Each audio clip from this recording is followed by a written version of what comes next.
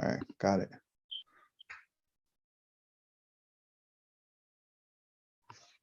Tell me if you see it okay, Rebbe.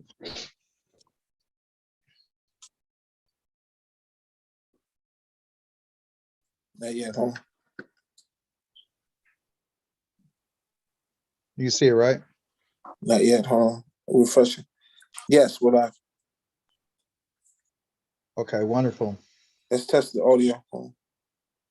Okay. Yeah.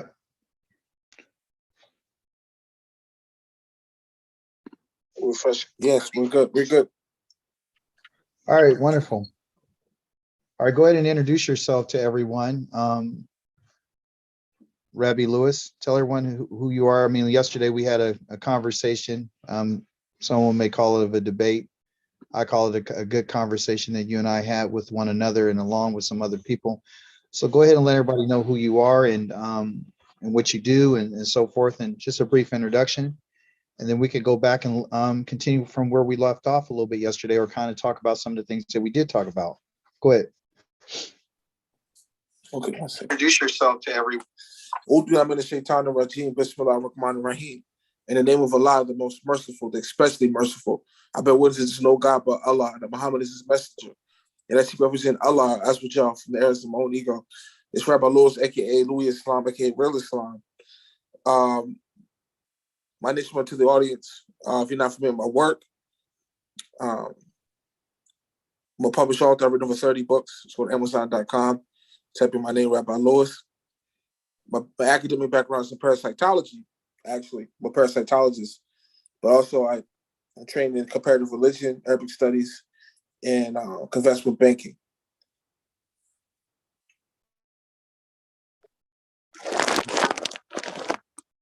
Wonderful. Everybody on my channel pretty much know who I am, but just for those who are going to chime in and listen to the to our conversation and our discussion today, my name is ACHI'KA WID. I am a Hebrew teacher, a Torah teacher, and we're here today to discuss different topics about the Bible, more primarily about the scriptures, which are defined according from our perspective would be that which is written in the ancient Hebrew text. Of course, it's written now in the Masoretic text and the Aramaic script. However, we follow that which is known as the Old Testament. I do understand the New Testament.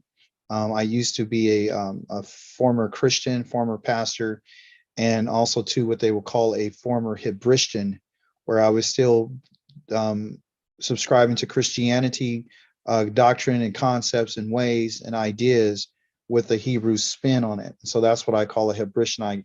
I gave that name to it because it's a hybrid between those two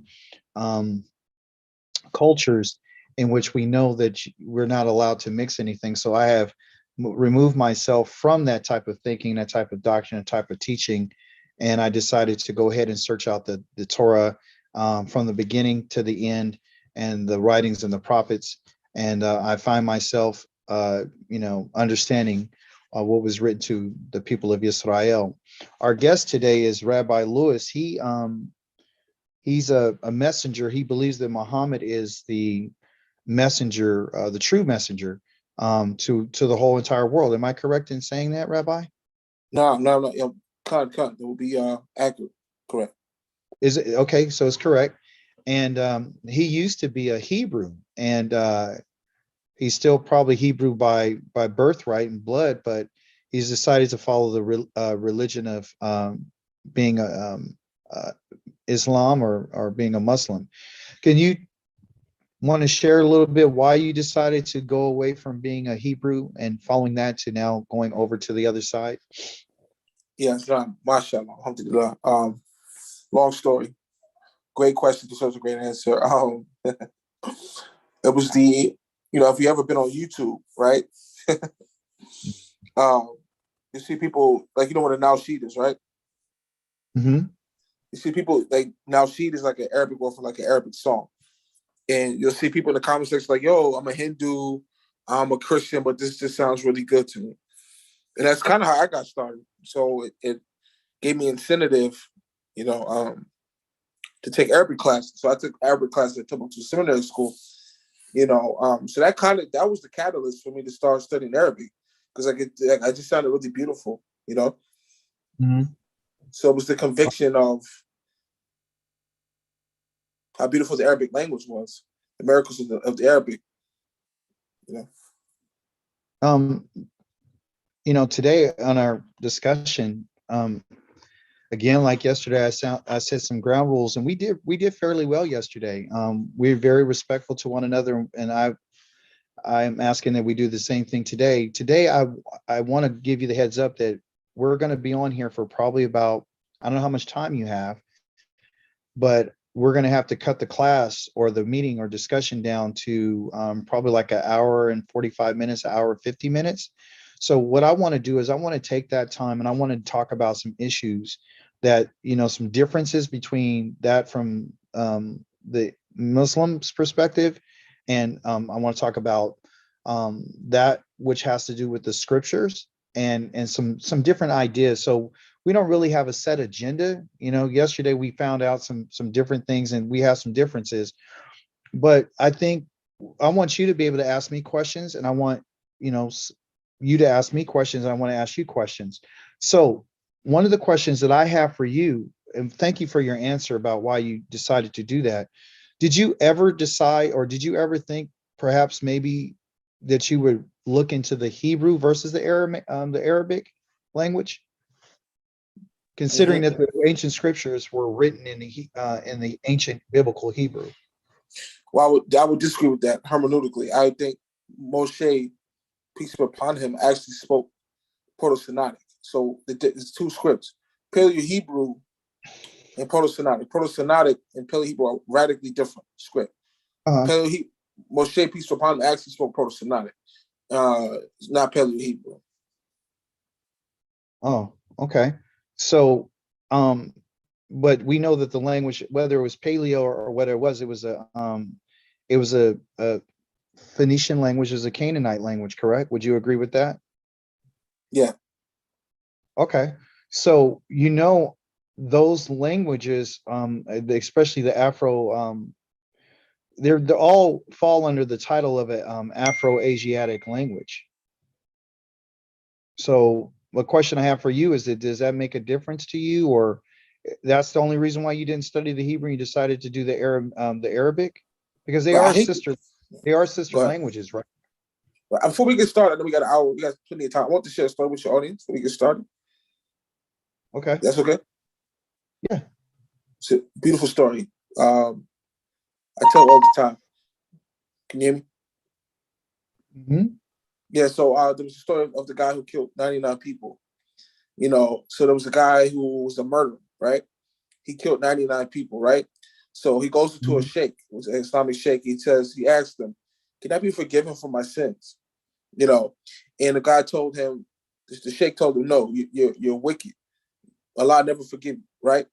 So he killed the guy. So he killed him. So that was his Hajj body, right? He goes to the next sheikh. The sheikh tells him, he asks the sheikh, "Can I be forgiven for my sins?" Then the sheikh goes, "Yeah, of course you be forgiven. Go make Toba." Toba, Arabic word for repent. So the guy he told him, get on the boat, right? And go and make Toba. Go repent at the mosque, the masjid. He said, "Okay, I'll do it." Right? He let the guy live. So he gets on the boat, and on his way to go make Toba at the masjid, he dies on the boat, right? So the guy dies. A second. So he killed. So the guy dies, and the death angel that takes you to hellfire and to Gehenna, and the Malachim that takes you to Jannah were arguing what to do with his soul because he was so wicked. So they couldn't decide on what to do with his soul, right? So they go to Allah. Let's go to Allah's with John, the Most High, and see what he thinks about this, right? You with me? And can you hear me? I hear you. So the death angel was like, "Yo," the angel that takes you to hellfire was like, "All right, we can't figure what to do with this guy's soul because he was so wicked." But the angel was like, "Well, he went to make Toba, so take him to heaven, right?" And he was like, "No."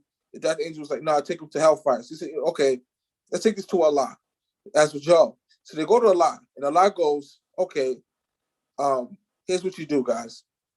If he was closer to his destination to make Toba, take him to heaven. If he was close to where he started, throw him in the hellfire, right? So he said, all right, cool. So come to pass, he was closer to where he started than his destination. So he should have went to hell, right? But Allah is so merciful. He has so much rahmah. Ya Rasul, Ya Allah. He has so much mercy that he supernaturally moved the sea to make it look like he was close to his destination.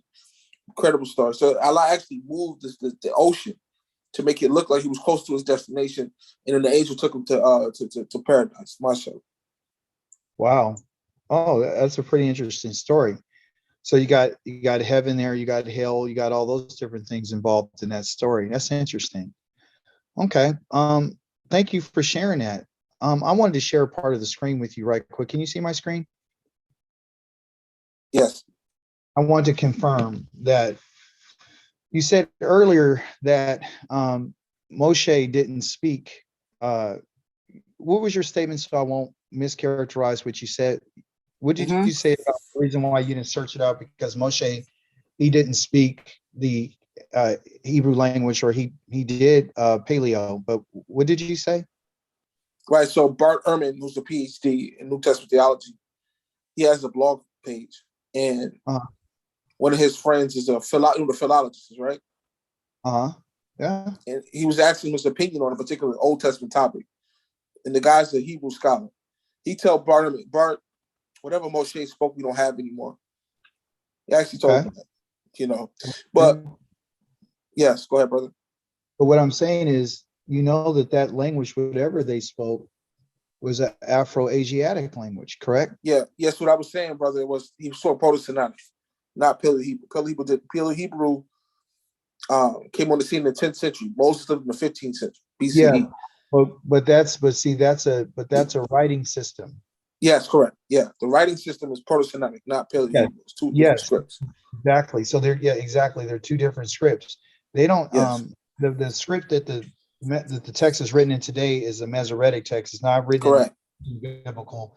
And so everyone who's listening, I want you to understand that what they have today, the Aleph, the Bet, these letters here, okay, the Yod, the Hey, all these letters that they're using, these are the handwriting style of the Aramaic, and you can find this in the book of Daniel too.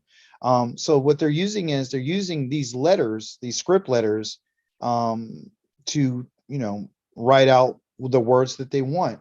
However, one thing that has never changed about the actual words are the roots. So it doesn't matter what the handwriting system is, whether it's the Proto, whether it's the Hebrew alphabet, whether it's the Paleo, that doesn't matter, because the roots never change. They just change the design of the handwriting style.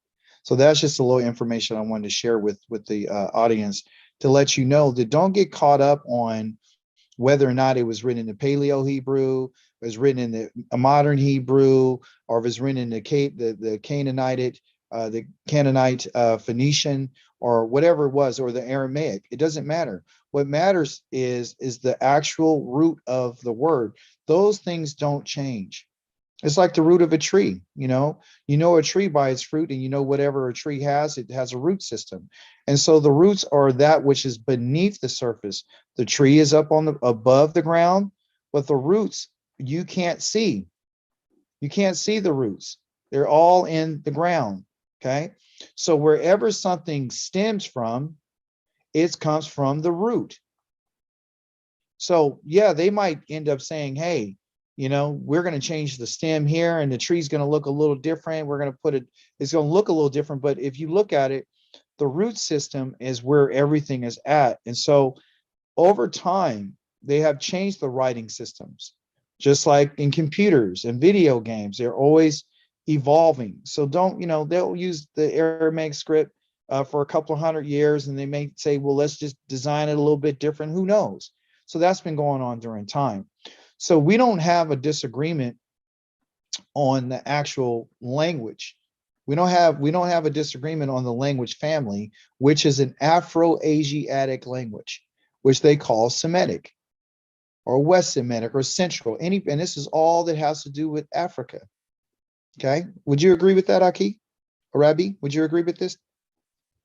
Or you Yeah, have a so I know it's not an economic show, but it brought me to a story. I don't want to develop the topic, but I had a story I want to tell the audience. But if I could, I don't know if we do that. I know it's not an economic show. yeah, I don't want to talk about stories, right? I want to get down to Yeah, business. sure. Yeah, see that. Yeah. So I want you to tell the audience why you believe Mohammed is the prophet that the creator has chosen to give a message to the world. Yeah, so in the New Testament, Isa Sallam says, Jesus as he goes, what I You said done, the New Testament? yeah, the Bernard try to say, is that you don't want to deal with that? I mean, that's No. What I want, no, I want to hear what you have to say because we're going to get into it. I asked you a question. I want your honest answer, and I'm going to let you answer it. yeah. I'm just writing this out so everyone can understand what your references are. Oh, okay, So yeah, got you. you're going from the New Testament to explain why the prophet Muhammad is the true prophet. Go ahead. Yeah, Revelations actually mentions Surah Al-Fatiha.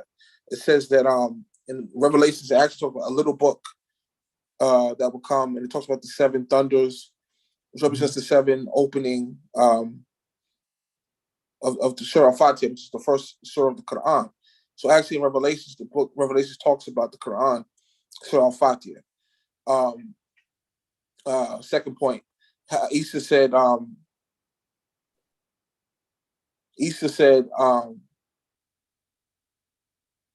will take the kingdom away from you and give it to another nation, bringing forth the fruits thereof. Okay, so slow down on that. Who said this? Isa, Jesus of Nazareth. Oh, you guys call him Isa. Okay. Yeah, in Arabic. Yeah, How you spell that? How you spell that? Isa. Oh, okay. ISA. Or it Isa. could be ISSA, Isa. Yeah, sure. Yeah. Okay, and that is referencing JUSUS. Okay. Yeah. All right. Okay. So he goes and take the. So if you read, there's a book. If you wrote the book, The Pockets of Peter. Uh-huh. Okay. It says Peter quotes this verse, and it says talk about the Arabs. So when Jesus said, anyway, so actually, Pockets of Peter's carbon dates the 2nd century. So Peter said that in his book he quotes this verse. It says it's talking about the Arabs, of course, through Muhammad.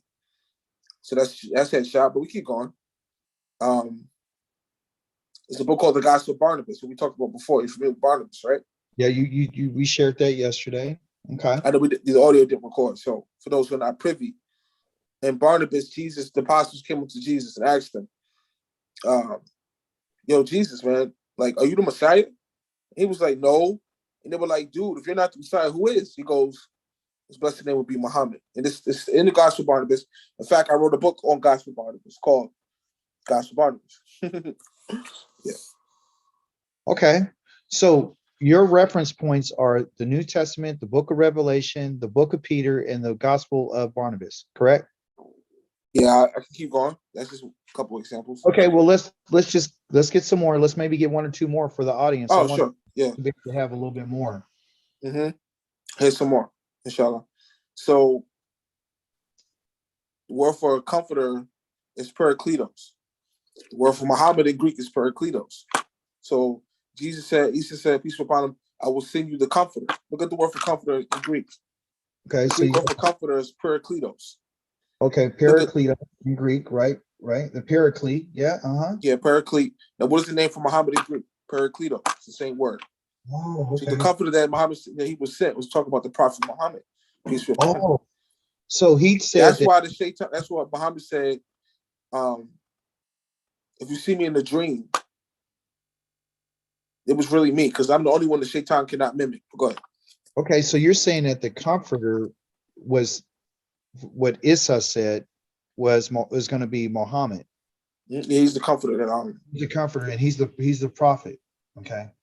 Yeah. In fact, in the Hadith, there was a kid who came up to Moses, and Moses said, "Nefsi, Nefsi, I can't help you. I got my own sins to worry about." Then he goes up to Abraham, and Abraham goes, "Nefsi," in Arabic, I have my own sins to worry about. Then he goes up to Adam, Adam the patriarch, Adam from Genesis. Adam goes, "Nefsi, I have my own sins. I can't help you." Then he goes up to Jesus. Jesus goes, "Nefsi, dude, I can't help you. I got my own issues." He told, "Go to the Prophet Muhammad." Prophet Muhammad.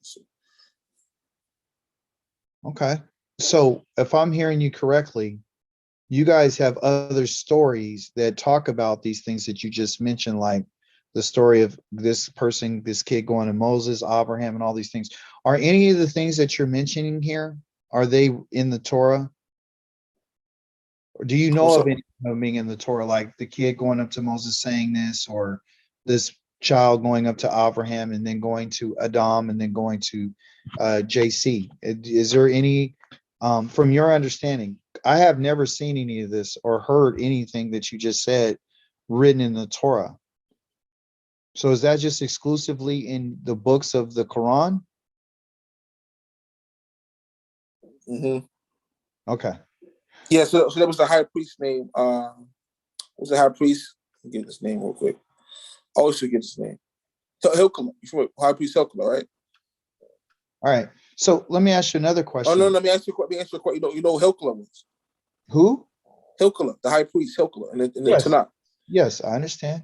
Yes. Are you talking from So rabbinic? You talking about from your rabbinic sources, right? Your Judaism? Hilkiah, Hilkiah's in the Bible. He's in the Tanakh. I know he's there. Go ahead. So what are Yeah. you So saying? Hilkiah, go ahead, brother. No, I was asking, what were you saying about him? Hmm. So Hilkiah, at this time, as it says in Judges, the Israelites had no king at this time. They were in complete idolatry. So Hilkiah finds the Torah portion in the temple, in the temple. Him and this chick, woman that was with him, and the scholars say there's evidence, empirical evidence that Hilkiah wrote the Torah. He actually redacted the Torah and signed it as Moses because the Israelites would follow it. See what I'm saying? So it's like an appeal to authority, if you will. So Hilkiah gets a hold of the Torah in the temple. The Israelites were so in idolatry at this point, in sin. And he said, okay, he rewrote the Torah and signed it as Moses. You know, it said Moses wrote. But it was really Hilkiah, the high priest, writing this stuff. So hopefully that makes sense. So, of course, as far as the Torah, Uh-huh. if you will, the Torah has been tampered with. Hilkiah is the one who tampered with the Torah because he actually took the Torah and added to the Torah and signed it as Moses. Okay, Moses said this, Moses said that, Okay. when it was actually Hilkiah. And I have evidence for that. All right. So you're saying the Torah has been corrupted, right? Yeah, we can go to Jeremiah chapter 8, verse 8 real quick Oh to yeah, I prove know. that. Yeah, he said, well, he does say that the scribes have gone and done some different things, and I understand that. We're there. Yeah. We're not wasting any time going there because he did say that the actual priests have done violence to the Torah. So he did say that. And by the individual that he did, so the creator did say these things that you just said. But he said it by the words of a prophet, right? And so the prophet that he spoke to and told him that what they call Jeremiah, which we know his name is Yeremiyahu. So Yeremiyahu had already told us that this was going to be the case. I have a question for you. Do you believe that the words of the prophets have been corrupted? Certainly. Certainly. I can prove that. You said yes. Yeah, certainly. I can prove it's been Okay, corrupted. so before we go on, for the audience sake, so we have Yashayahu, which is um, Isaiah, and then we have, of course, Jeremiah. So I'll just put Yeremiyahu. Okay, Yeremiyahu. And then we have Ezekiel, which his name is really Kaziel. And you have, so these three, so you're saying so far that these words here, too, of these three major prophets, these are the main prophets that Yah spoke to. And Yeremiyahu, he spoke to him over, I think, 700 plus times, used the name, Yahweh's name is used here. You're saying that these are corrupted as well. All of these are corrupt. If I could demonstrate that, just give me Yeah, 10 no, seconds. I just before you demonstrate, I want the audience to want them to hear you say that everything that these three main prophets have been corrupted, and so I want you to prove that now. Go ahead. And so, mashallah, alhamdulillah. So inshallah, in the book of Samuel, we'll talk about the book of Joshua. You with that? Book of Joshua. I'm very familiar with the book of Jasher. Yes. Now, if you look at Joshua, Joshua was whose son? Is what? Who was Joshua's father? Oh, I don't know that. Tell me. Caleb. Caleb was one of the people who came, because the Israelites were in the wilderness for 40 years. Hashem killed most of the Israelites off, and a couple people went to the promised land. One of the people who came was Joshua. He was Caleb's son. You know, Caleb. Yeah, Caleb was Moses' lieutenant. Yes. You know? Yeah. So I'm perfect cutting you off. I just want to get clarity so everyone who's listening can know. When you say, let me ask you a question before you go on with Jasher, because you're talking about the book of Jasher, which is mentioned in the Torah. This book of Jasher, would you say that this has been corrupted? Well, we can put it's the cart for the horse. I wanted to make a point. Y'all can do that next. Before you make that point, I just want to make sure that we're on the apples for apples. You said all the prophets were corrupted. So I'm asking you a very simple question. I'll let you continue. Is the book of Jasher been tampered with and been corrupted? Yes. Okay, so this is corrupted as well. Just letting everybody know. Go ahead. Yeah, okay, so Samuel mentions Jasher. Samuel was remember, King Saul tried to conjure him up with the witch of remember the witch he tried to conjure up Samuel because Hashem had abandoned King Saul. Yeah, from Endor. The witch of Endor. Yeah, witch of Endor. Yep. So it says that talks about the Song of the Bow, right? No, I'm not familiar. Go ahead. So the Bible talks about the Song of the Bow. And the Song of the Bow was about King David, son of Jesse, right? Mm-hmm. After King Saul, his son, died, he made something called the Song of the Bow. It was a song about, it was an actual song he sung, he composed about King Saul and his son dying. You see what I'm saying? King Saul and his son had died. And so he wrote something called the Song of the Bow, right? So his BLW, right? Yeah. So here's the headshot. So it says it's written in the book of Jasher. It says in the Bible, it says the Song of the Bow is written in the book of Jasher, right? But Jasher lived during the time of Caleb after the Exodus. David lived 1,000 years later. So how is something David did in a book that was written 1,000 years before he lived? So how's the Song of the Bow, which David wrote about Saul and his son dying? So the how's that song? Go ahead. So the Song of the Bow, you're saying the Song of the Bow is mentioned in what book? So in Samuel? Oh, yeah. 1 Samuel or 2 Samuel? I'll get you the actual verse verbatim. Hold on, guys. Yeah, you guys can look at it. We want to verify that for the audience.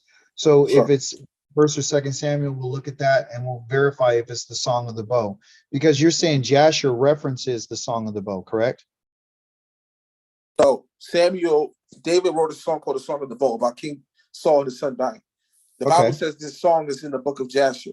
But dead men don't write books. How is it in Jasher when Jasher lived and died long before David lived? It makes no sense. Okay, I got your point. So what book do you know? You said Samuel, right? Well, the 2 Samuel chapter 1 verse 18.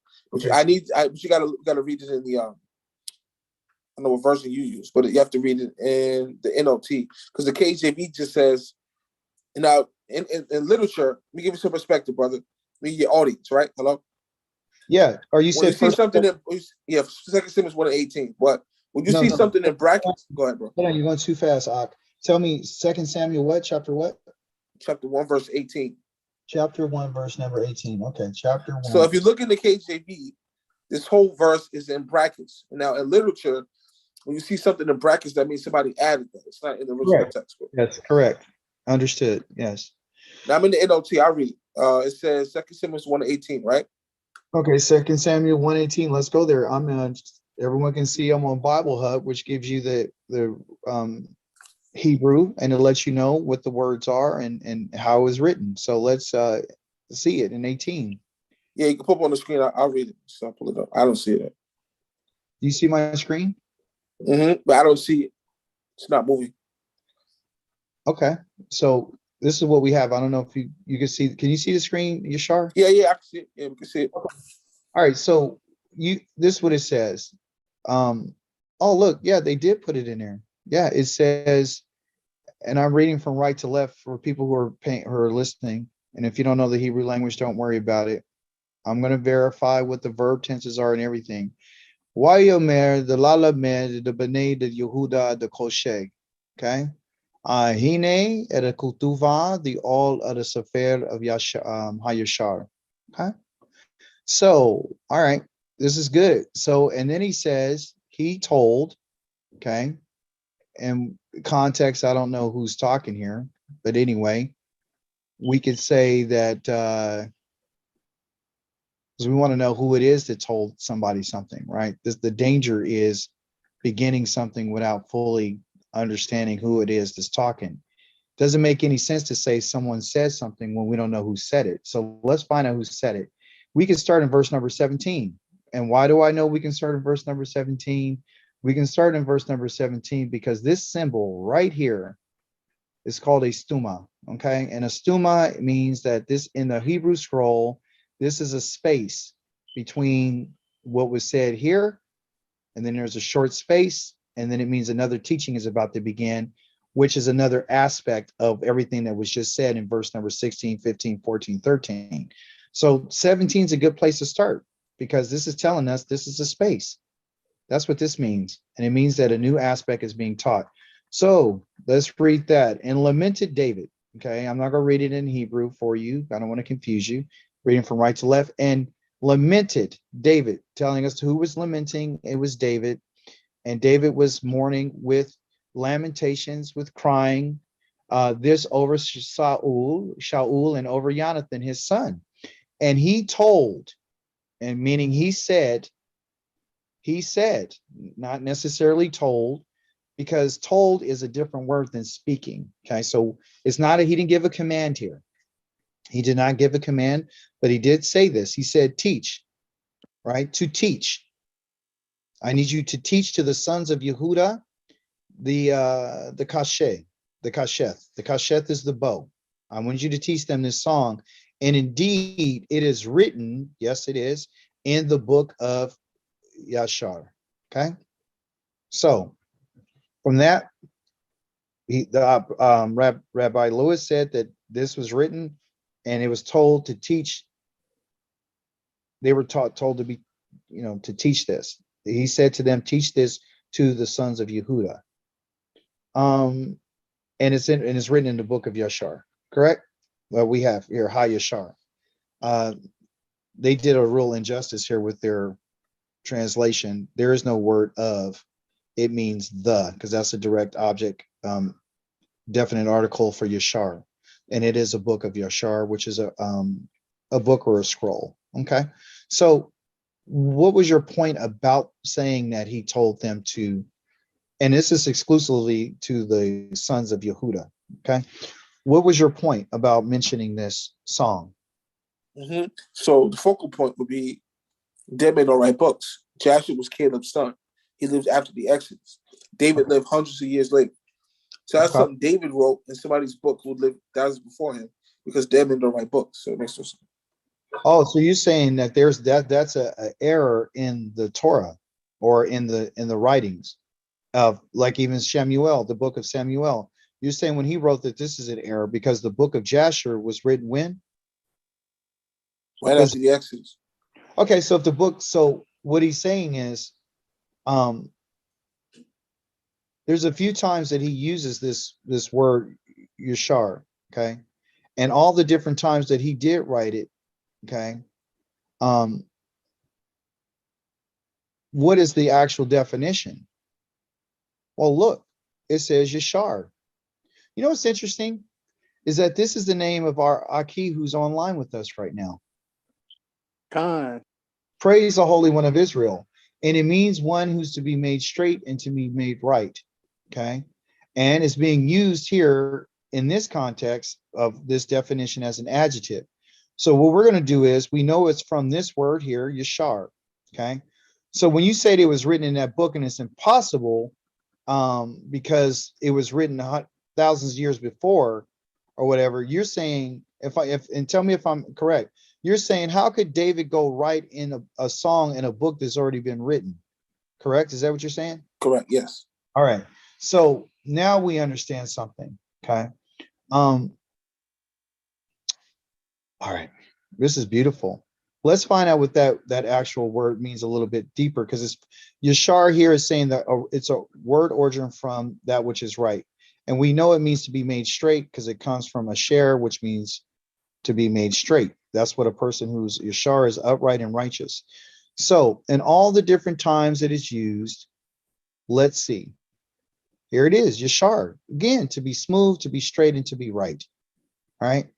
And these are all the different places that is used in there. But now we weren't talking about this word. We're not talking about that one. We're talking about this one. We're talking about this adjective here. So how many times was this used? It was used in 15:26 in Exodus, Numbers 23, 27. And every time it's being used, is saying to do that which is right, is right in your own eyes, that which is right. So it follows that everything it's talking about is to do what is right. Okay. So now we have to find out to verify what you said. Okay. You said, and here it is. There's another deal. So in the book of Joshua, chapter number 9, it mentions Yashar right here, and it means right. Oh, chapter number 10 of Joshua, it mentions, isn't it the book of Yashar, right? So you're correct. It was written, right? It's a book. It's an actual sefer. It's a writing. Then he says again in 17 in Judges, what was right in their own eyes. So now what we have to make sure is to find out whether or not this has been changed, okay? Because they call it Jasher. We know, there's no letter J. Every other time, except for in Joshua, chapter number 10, is used as a name as Yashar, a book of Yashar. And the other time is being used as in referencing a book is written in the book of Yashar again in Samuel 1:18, as you have said. So these are the two locations that is being used. There's no other places where this is mentioned except for those two books, because it's always mean that which is right. So it occurs 120 times, and out of 120 times that it is mentioned, there's only 2 times it's written as Jasher. Okay. So the question for us then is this: is the book a book of about from a writer's perspective, or is the book itself a book of that which is upright? And you guys say, well, what difference does that make? The difference is if it is from a person named Jasher, or the book is, are you saying that Yashar is a person? That's what I'm asking. That's what I'm at. That's the question that I would like to ask in front of our audience today. Is this something that is a person? Yes, Joshua was Caleb's son. Okay, so where did you get the evidence of him being Caleb's son? Help us understand that. No. It's in the book of Joshua. It says that in Joshua. Okay, so only in the book of Jasher is Jasher's father mentioned. Yes, correct? Correct. Okay. Like there's another book called, you've heard the book, The 12 Patriarchs? I'm familiar with those writings, yes. Yeah, the book of 12 Patriarchs actually it explains why, Revelations, there's 12,000 from each tribe, 144,000 or whatever. And it doesn't mention Dan. So people are like, why is it Dan mentioned, the tribe of Dan, mentioned in Revelations? Well, the book of the 12 Patriarchs explains this, that Hashem had cut them off for idolatry. Okay. The tribe of Dan, particularly. Okay. So what I'm going to share with you right quick is, okay, so based on what you're telling us, the genealogy of this so-called person that you say is a person is not in the Torah. That's correct. It's not in the Torah. But like the Bible says everything did make the Bible. In fact, even in no, I get that. I'm not debating that. I'm not going to debate other books. I'm not debating that at all. What I want to show everyone the Bible mentions the book called the Book of the War of the Lords, right? Right. That's what I said. It's not that it doesn't exist. I'm saying that I'm not going to argue something that the Torah, I'm not going to argue, well, because it's not in the Torah doesn't mean that it doesn't exist. I'm not arguing the existence of the book of Jasher. Okay. That would be foolish because they do have a book called Jasher. Okay. What I'm trying to bring out is the fact that this in particular book that is being mentioned is named the book of it's not called, I'm going to highlight it so you can see it. It's a sefer, and you know what a sefer is. WID is telling him to go write this in upon, because it's not in, not on. Okay, they said in. That's not correct. They're just trying to make it where people can understand. Go write it in. Okay, right? And indeed, okay. And it says it is, okay, written. Okay, that's what they're saying. It is written. Indeed, this is written. This song. So is this a song that Dawid, you said that Dawid said, go write it. And I'm going to tell you that he's not saying that go write it. He's saying that this in particular book, they're letting you know that it is already written. It's already there. It's on upon the writings of this book. And this book is not an individual. This book is just named the book of the upright. That's what it is. And because I know that it's the book of the upright, because it's not telling here that Jasher, as you would like to believe, that it is a person. So we know that a person, and from grammar, is a person is a noun. A person, place, or thing is a noun. And guess what? This is not a proper noun. A name is a proper noun. This is not a proper noun. They're identifying this as a what? The adjective. And that adjective is describing this in particular book. The word yashar means the upright. Uprightness. Oh, stop there. So you're saying, make me be crystal clear. You're saying Jasher didn't write Jasher in a nutshell. That's what you're saying, right? No, what I'm saying is here in this text that you use, that you said, let's go to, is not describing this as a noun. This is not a person. This is not a proper noun. Brother, Aki, who wrote the book of Jasher? I don't know. And when was it written? Because you're saying, essentially, in a nutshell, no, I didn't. No, I didn't. Brother, you're saying that Jasher's not a noun, or is a noun. Which one was it? What I'm saying, Aki, what I keep saying, Aki, means my brother, but a rabbi, what I'm saying, Rabbi Lewis, is that according to what we see with our eyes today, right now, in this, we could go look at the other one that is mentioned in Joshua chapter number 10. It's describing the book. So what they did is here, they put a capital J to make you believe that it's a proper noun. And this text is not being used as a proper noun. Am I denying that there's a book called Jasher? No. Do I know who wrote the book of Jasher? No, I don't. And I'm not arguing that point. What I'm saying is, based on what you said that David was in error, and there was an error in this text, because how could David go write something in a book that already existed? That's what you said. Am I correct? Or did I not hear you? No, that's correct. That's correct. All right. So you said the book was already written, and I didn't deny that the book of Jasher is written. I never denied that. What I'm explaining to you is all because they changed this adjective into a proper noun and they put a letter J, because you and I would think that if it has a capital in the way we were taught, we would automatically think that is a person automatically. But it's not saying that. So in context, David said to learn the sons of Judah, right? The Kasheth. They put here the song. There's no word here, as you said, which you verified. You said, Aki, Dawid, whenever we put parentheses around something, that means that they added it. So because this is in parentheses and brackets, we're not going to add this to the text. We're not adding this to the text because it's not there. What he's telling them is go teach the sons of Yehuda the bow. Go tell them the bow. And indeed, and meaning pay attention, indeed, injection, he's interjecting here. Hine, meaning behold, look, Kethuva. Is it Kethuva? It is written, or it is being written. Participle, past participle, a call stem is a very simple way of doing something, but because it is in a participle, okay, this is what a participle is, it doesn't mean written as it is finished. And you can look at this. Participles mean ing. Go look it up. It's a grammatical tool. ing meaning that it's not written past tense. This is you're thinking that it's written in the past.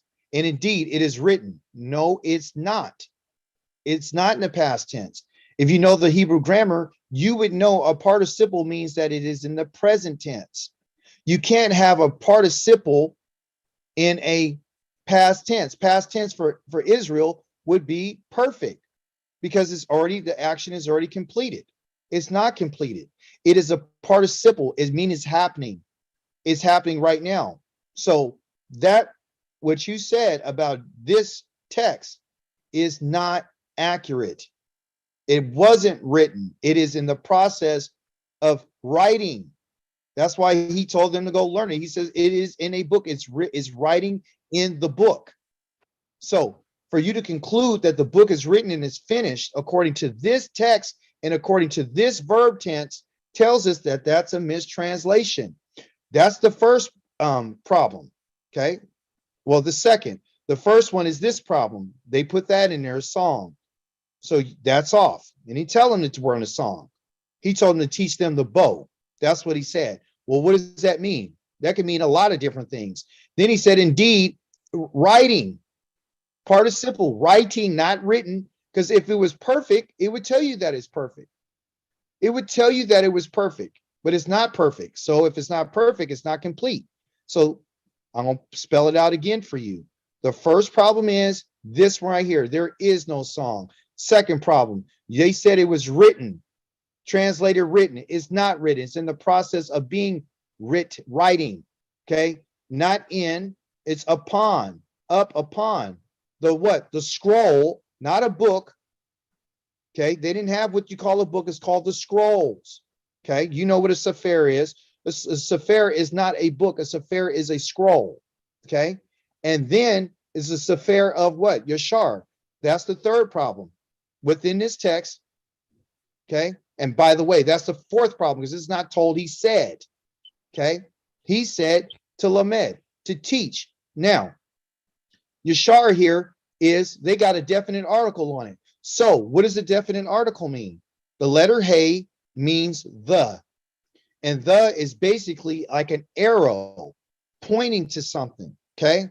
So you got what they call a definite article. This is an art, A-R-T, and they call a indefinite article. Okay. When you put a definite article on something, it'll tell you what you're pointing to and what you're talking about. So if it didn't have a hey on it, okay. And by the way, you never in the grammar of Hebrew, you would never use a hey on front of the Moses, the David, the pronoun, the personal pronoun. So that right there tells you that they understand that it's not being used as a pronoun. It's not being used as a pronoun. It is being used as an adjective right here because it put the definite article, which is hey, meaning the. So the what? The righteous and upright, which is definition, scroll. So you could call it a book of Jasher if you want to, but Dawid didn't call it a book of Jasher. You could call it a song if you want to, but Dawid didn't call it a song. You could call Jasher a person, but it's not called a personal pronoun because you don't put definite articles in front of a pronoun. You can say that it was written in a past tense, that it's done and complete. The text doesn't say that. So you have to concede to the fact that you're in error when you say that this book right here that we're talking about, the 1 Samuel chapter number 1, verse number 18, you have found out today that you're in error. Would you concede that fact? And it's okay to be wrong. I'm not in error. The KJV, I mean the NLT's in error, not Rabbi Lewis. I didn't translate this. Okay. Second thing, Rabbi Lewis. Hold on. My subsequent question will be: when was Jasher written? I don't know. You don't know. Okay, so that's argument from silence. I don't know. But what I'm saying to you respectfully is this: you can't say. Oh, so that's argument from silence. Yeah, but you can't say. Listen, from a scholarship standpoint, 1 Samuel.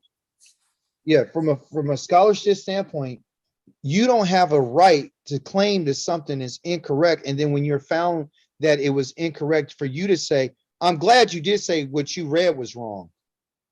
So you admitted that what you read and translated was wrong.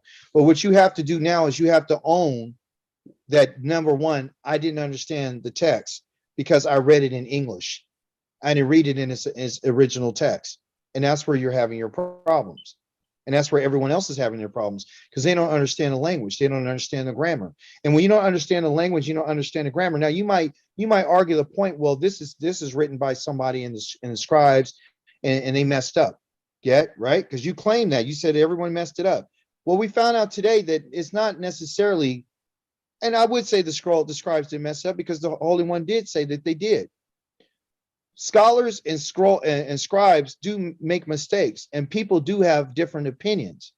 But one thing that you can always go back to is you could go to the language and you could go to the grammar.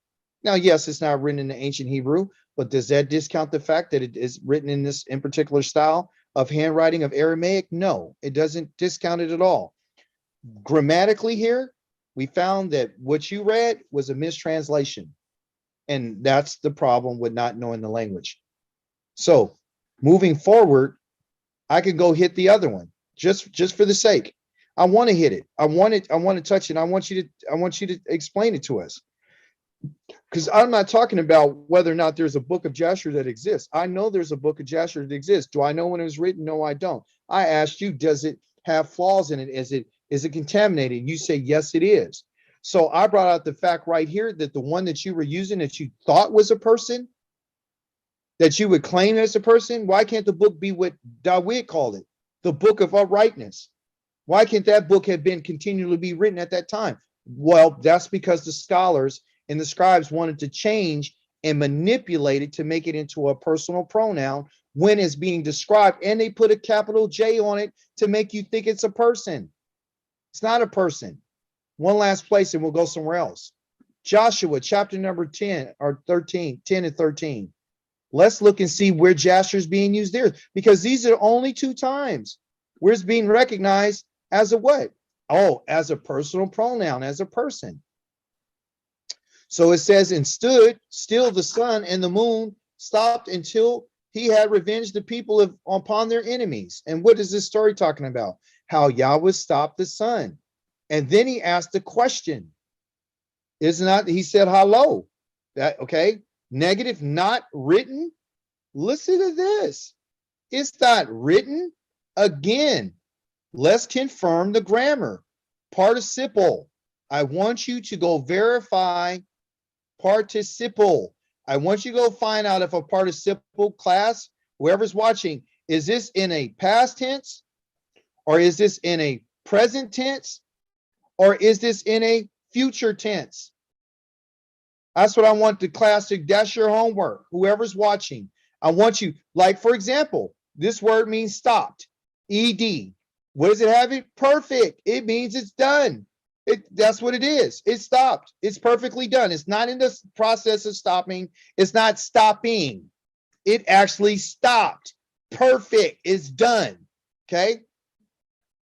In the Hebrew language, if it doesn't have any letters on the front of the word, then it means that it's perfect. If it has a letter on the front of any Hebrew root, it means it's imperfect. If there's a letter in the middle of the word, it means that it's in the present tense. Okay, so the thing is, the question is, again, it says written. Oh, like stopped. So why isn't stop written in the participle? Why? Because it's not in the present tense. He says this is writing, not he, meaning it. It. They put is here so you can understand what's being said. This is the negative particle. This negativity here is what? Is negating the verb that it's mentioning. And he says, again, all upon letting you know, also fair. Hayashar. Oh, look at this again. Listen to this. Nobody? Hey, Yashar, put your phone on mute. Listen to this, and let's verify. I told you there was two places. The first place that he brought us to is 1 Samuel chapter number 18. I mean, chapter 1, verse number 18. And it mentioned Jasher. That's what it said. As a personal pronoun, a person, right? In the book of Jasher. Now, the second place where it's mentioned again as a book, they call it the upright one. You gonna eat right here when I'm finna go? You don't want to go in? Yeah, we can sit out here a little bit. Yeah. Listen what I'm saying. Are you still there, Rabbi? I have to mute his mic. Okay, so listen, I just muted him on purpose. Listen, because I don't want to hear the background. Why is it that they're using Jasher as a pronoun in 1 Samuel chapter number 1, verse 18? And here they identify the scroll, as I've been saying, this is a proper translation. The upright one, but even so, they still put a U on it, a capital. And you and I were trained as children in elementary school. The moment that you capitalize it, it makes it a person, a place, or a thing, and therefore it would become a noun. This is not a noun, it's an adjective describing the scroll that it was written upon, that is writing. You understand? So again, so then the next question would be this. Every other place in the Torah, the Tanakh, which is the prophets, in the writings, the only two places where it's mentioned as Jasher, as the book of Jasher, okay? You know what's interesting? You really want to know what's interesting? Let's show you what the scholarship is. Let's show you what the scholarship is. The scholarship they mentioned in 1 Samuel is Jasher. Now we're over here in Joshua, right? Which was written before that. He called it the upright one right there. Let's go back and see whether or not that they identify it as Jasher. What's the first book written in the Tanakh? The first book written in the Tanakh? Yeah. Oh, that's Joshua. That was Job. Actually, Job. Go ahead. Okay, well, there's some conversation about that. Okay, so look here. Let me show you how they do that. If you don't know the language, you'll get you. So let me ask you, was Job an Edomite? I don't know. Okay, Edomite white people? No, I don't. We're not talking about that. Okay, That's a whole nother discussion. I would love to have that conversation, but for the sake of the audience that we have today, I want to share with them what I'm trying to share with you, which is you said, okay, that the Jasher is a person in these two places. And guess what? Over in 1 Samuel number 18, we went there and it mentioned Jasher as a person, the book of Jasher. You found out that that was wrong. I went to Joshua and I said, well, this is the second place because there's only 2 times that is mentioned as the book of Jasher. It's mentioned 120 something times, but out of these 2 places, it only mentions Jasher as a person. Now we went to Joshua 10 and 13. Do you see right here how they called it the book of Jasher? Right? Yeah. No. Now, let me show you. So Joshua 10:13 says the reference, they're saying it's the book of Jasher. That's what they said right here, the book of Jasher, right? So let's go right now and let's go see if they put it as the book of Jasher. And we're going to find out that they're lying. That's why you got to know the language. Right here. They don't have it as Jasher. Guess how they put it as? They didn't identify this as a Jasher. How did they write it? Oh, you see it with your own eyes. They wrote it as the upright one. So somebody's not being honest in their scholarship. And what I'm saying to you is even in these type of situations that we have right here, if you know the language, you'll know that you don't put a definite article on front of a name of a person. You would know that they just told you by showing us the reference that it was Jasher. That's what they had, Jasher. Did they not have it? Did you just see it? Yes. But when you got it right here, Right. they properly put it as the upright one, but they still capitalized it to do what? To make you think it's a person. And it's not. Matter of fact, there is no capitalization in the Hebrew language. There's no capitals in Hebrew. There's no capital for Moshe. Where's the capitals? There's no capitals. So my point, Rabbi Lewis, is that from what you've been taught today and shown, understand that that is incorrect. That's incorrect. All right, if I can respond to that, that reminds me of, I'm a trained rabbi myself. You know Rabbi Asher Meza? He, you know, the One West Camp, ACHI'KA, right? Yes, I've heard of him. He did a debate, Joey Yohana did a debate with Rabbi Asher Meza, who's a real rabbi. Okay. And he used the Masoretic text, which you're using, and they were laughing. Like, yo, you used the Masoretic text, bro? Like, that's embarrassing. So I think you're sporting the what's the name of the Hebrew you got in your background? What's it called again? But why did you just say that? Tell the audience why you just said that. What they said and it was laughable. Why did you just mention that? Yeah, because the Black Hebrew Israelites are KJV onlys, so they used what's something called the Masoretic text, which of course has been heavily influenced. Listen, Rabbi. So what is it? Why are you using modern Hebrew? And my question would be for you, brother Akiva. Why are you sporting? What's it called? The Hebrew in the background? Assyrian Hebrew? What's it called? What's the question? What's the name of the Hebrew in the back of your face? I mean your avatar. Oh, that's just the writing of the that's the Aramaic script. That's all it is. Yeah, why are you using the Aramaic script? Like when we went to Babylonian exile, you do know they changed the words. They, like no. I'll be finished. Like for example, Abib became Nisan, correct? I got you, and I can answer that. When you Did Abib become Nisan? Yes or no? Yes, I know. No, it didn't. That's a Babylonian name. And a matter of fact, Aviv is actually in Exodus chapter number 12. People can go there, and that's the first month that was assigned to us. So there are Hebrew words that are there, which if you look in Exodus, it mentions the word Aviv. When you look at the Babylonian, when they went into Babylon and they came out, they came up, and those are the Babylonian Jews who came out, and they got corrupted, and they changed a lot of the words, like the words of the month and different things like that. Right. But all because, and I agree with that. Okay. I don't agree that what they did was right. But what I'm saying to you is this: the original is called Aviv. And guess what? I do my research, and I know that the word that you just mentioned, I follow that word because that word is in the Torah. Okay. So the things that I'm dealing with and what I'm teaching right now, everything that was written in the Torah is written in Aramaic. But like I told you when we begin this conversation and this discussion, is that I understand that the words are written in Aramaic. It's just using a handwriting style. These letters just represent a name, right, which is a wa, and it might represent, a sound, which is wa. It might represent ancient Hebrew tent peg. I mean, it has a lot of different meanings.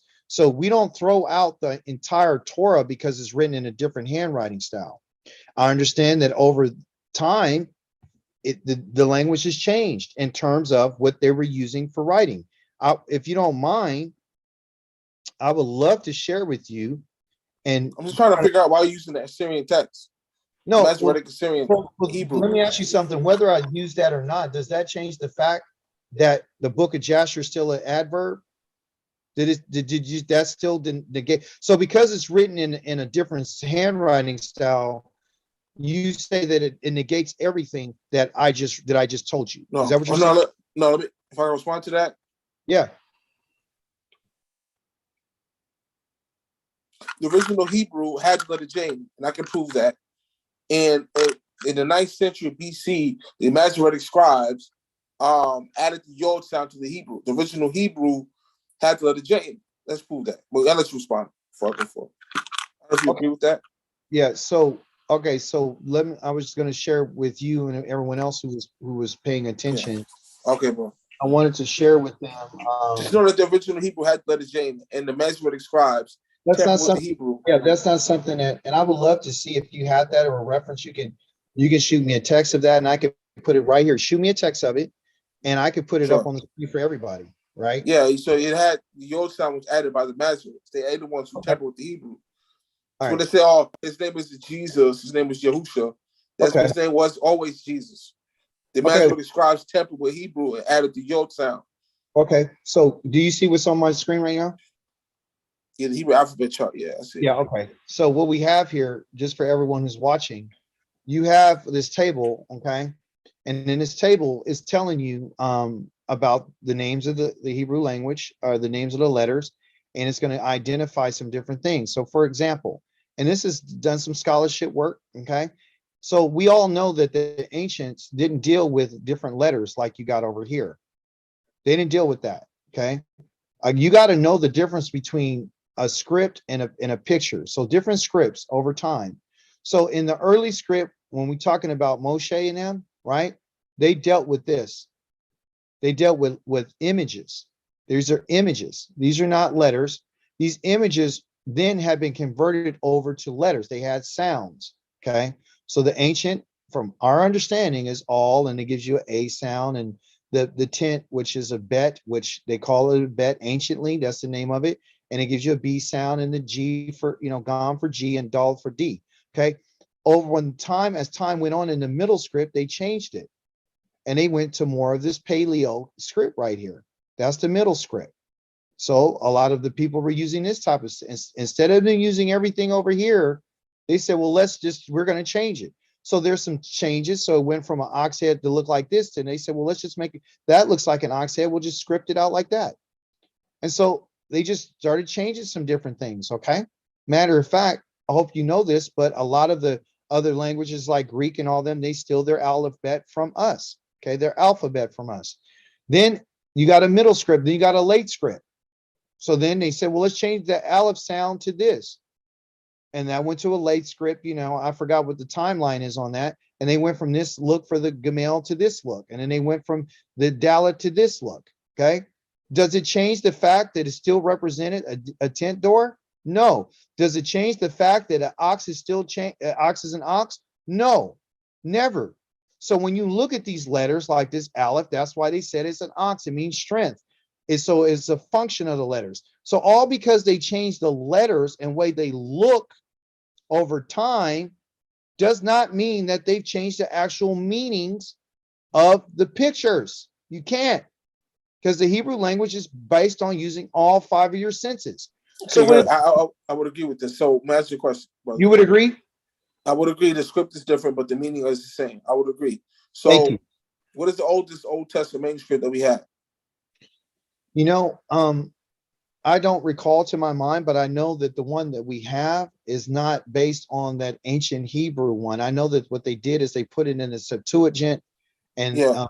they translated it. And I know, and they're taking that in particular translation, they're taking what out of Septuagint to give them Masoretic. But based on the oldest Septuagint they have was based on the modern Hebrew. There is no other. So I'm honest. You see, I'm honest in my scholarship. I don't All right, have so let me ask you, to. who was Ptolemy Soter? Huh? Who translated the Septuagint for the Alexandrian Jews? Well, they claim, it's a claim that at that time it was Ptolemy the second. He's the one who, Yeah. yes, and his father was Ptolemy the first. He was the second. He wanted to get a copy of it because he was ruling. He wanted to gather the people together, and he wanted a copy of it, right? Because there Right. was. So who was Ptolemy Soter? Who's Ptolemy Soter? What did he do to the Israelites? Huh? Ptolemy Soter, what did he do to the Israelites? I'm unfamiliar with. I can't hear what you just said. Soter. Could you hear me again? Can you hear me now? Soter, yeah, with Ptolemy Soter, yes. Yeah. What did he do to the Israelites? He did a lot of things. What did he do to the Israelites? You tell us. You're the scholar in it. Tell me. So Ptolemy Soter exiled the Jews. This is about 300 BC. The Hellenistic period. He exiled the Jews and put them in a place called Cyrene, which we know Cyrenes, right? Yeah. What's Cyrene? Cyrene, the one that's mentioned in the New Yeah. Testament. Where is it though? It's in East Asia somewhere. No. Is one of those islands, isn't it? No. Where's it at? North Africa. That's why in Acts 13, I believe it is. What part of Africa? Is North Africa, correct? Yeah. So this is why in the MT it says that there was, Simeon who carried the cross of Jesus. Well, yeah, I've heard the story. Yes. It calls him Niger, or it calls him the black man. because he came from Cyrene. But the issue is the Jews were living in Cyrene for hundreds of years because Ptolemy Soter, one second, I'm making him. Ptolemy Soter put the Israelites, the southern kingdom, into Cyrene. They have been there for hundreds of years. So after 14 BCE, right? Can you hear me? Yeah, and you're saying that because you're saying that because they had the Cyrenian dude that they have in the New Testament, that would verify that that he was a Jew, he was a Hebrew person. Is that the reason why? Because they were banned. The Cyrene Jews were banned from Okay. sending letters or going back to Palestine. Yeah, So, I'm sorry for interrupting, but sure. but before we continue on that pathway, Sure. can we just end on the fact that, because you mentioned about the language, you talked about, it was laughable that I'm using the Masoretic text. And I would like to tell the audience, like, that's his opinion. But the fact of the matter is, it doesn't change the fact that the meanings of the letters have never changed. The handwriting style changed. So what I got behind me are just letters that represent images. Okay.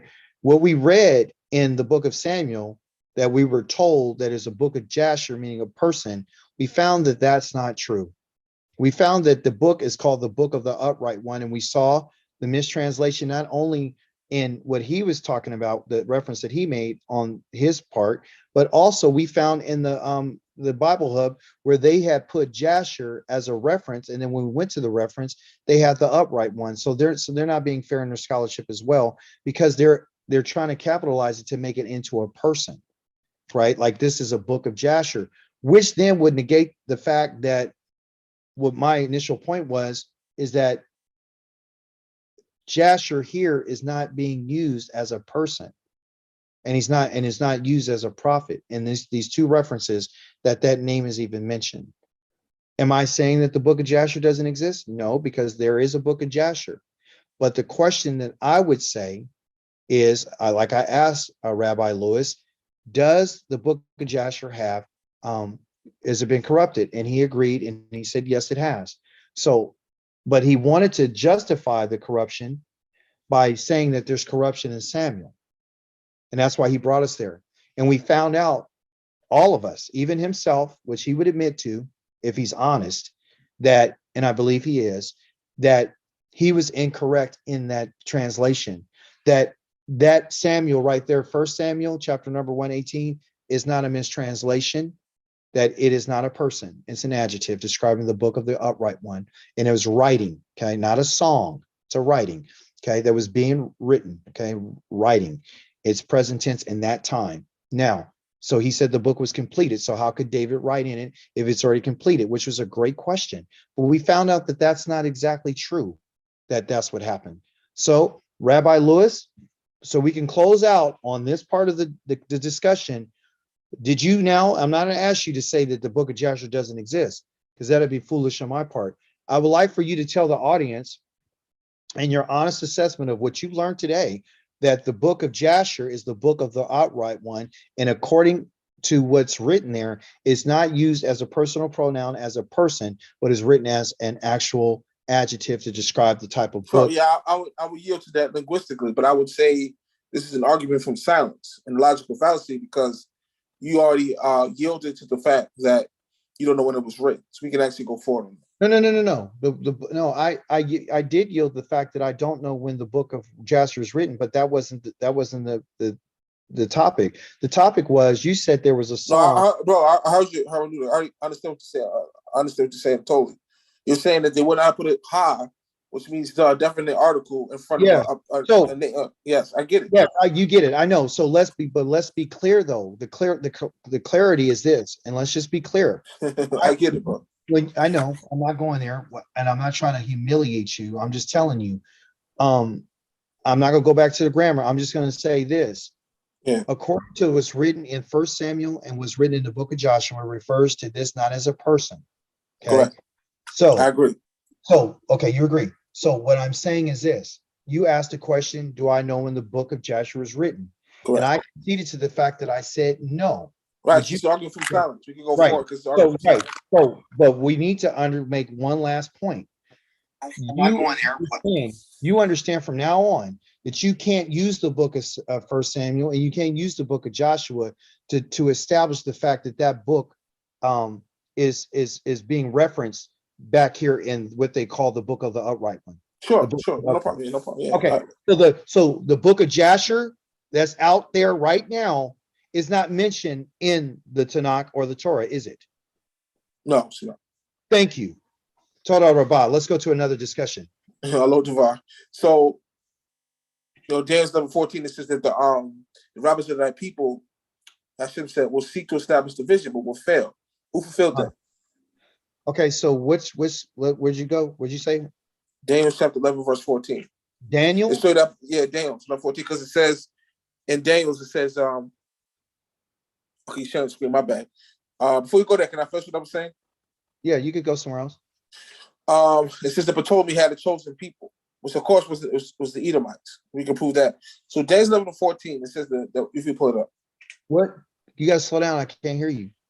Daniel 11:14. Daniel 11:14. The book it says that. Let's get Daniel 11:14. So let me go to chapter 11. I want it so everybody can see it. Daniel 11:14. All right. All right.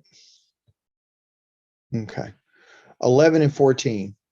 And just want to give you a time check. We got about 30 more minutes. Okay. So, sure. All right, 11:14. And all right. So you're right here. I'm 11:14, and we're in the middle of a T. We don't know where it begins and we don't know where it's in. We're in the middle of something. So what would you like to discuss about 11:14? I'll put it up in English too, just so people can. So it says that the robbers, I speak to the robbers of thy people that seek to establish the vision, but they will fail. Who fulfilled that?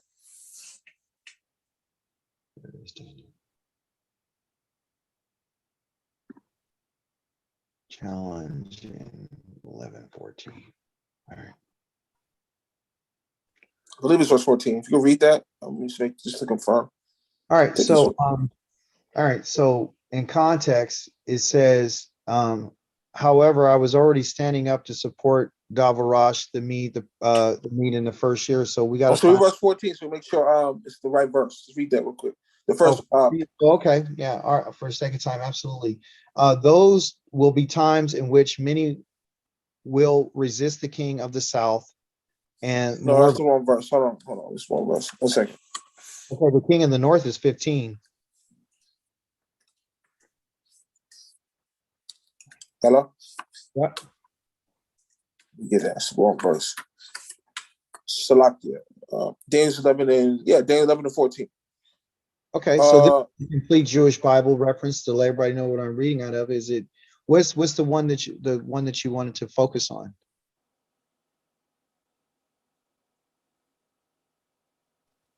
Yeah, Daniel 11:14. It says, in those times, there shall many stand up against the king of the south, right? Uh-huh. That represents Egypt. South represents Egypt. Also, the robbers of thy people shall exalt themselves to establish the vision, but they shall fail. Who fulfilled that? What do you mean, who fulfilled it? I'm lost. It says, in those times, there shall many stand up against the king of the south, right?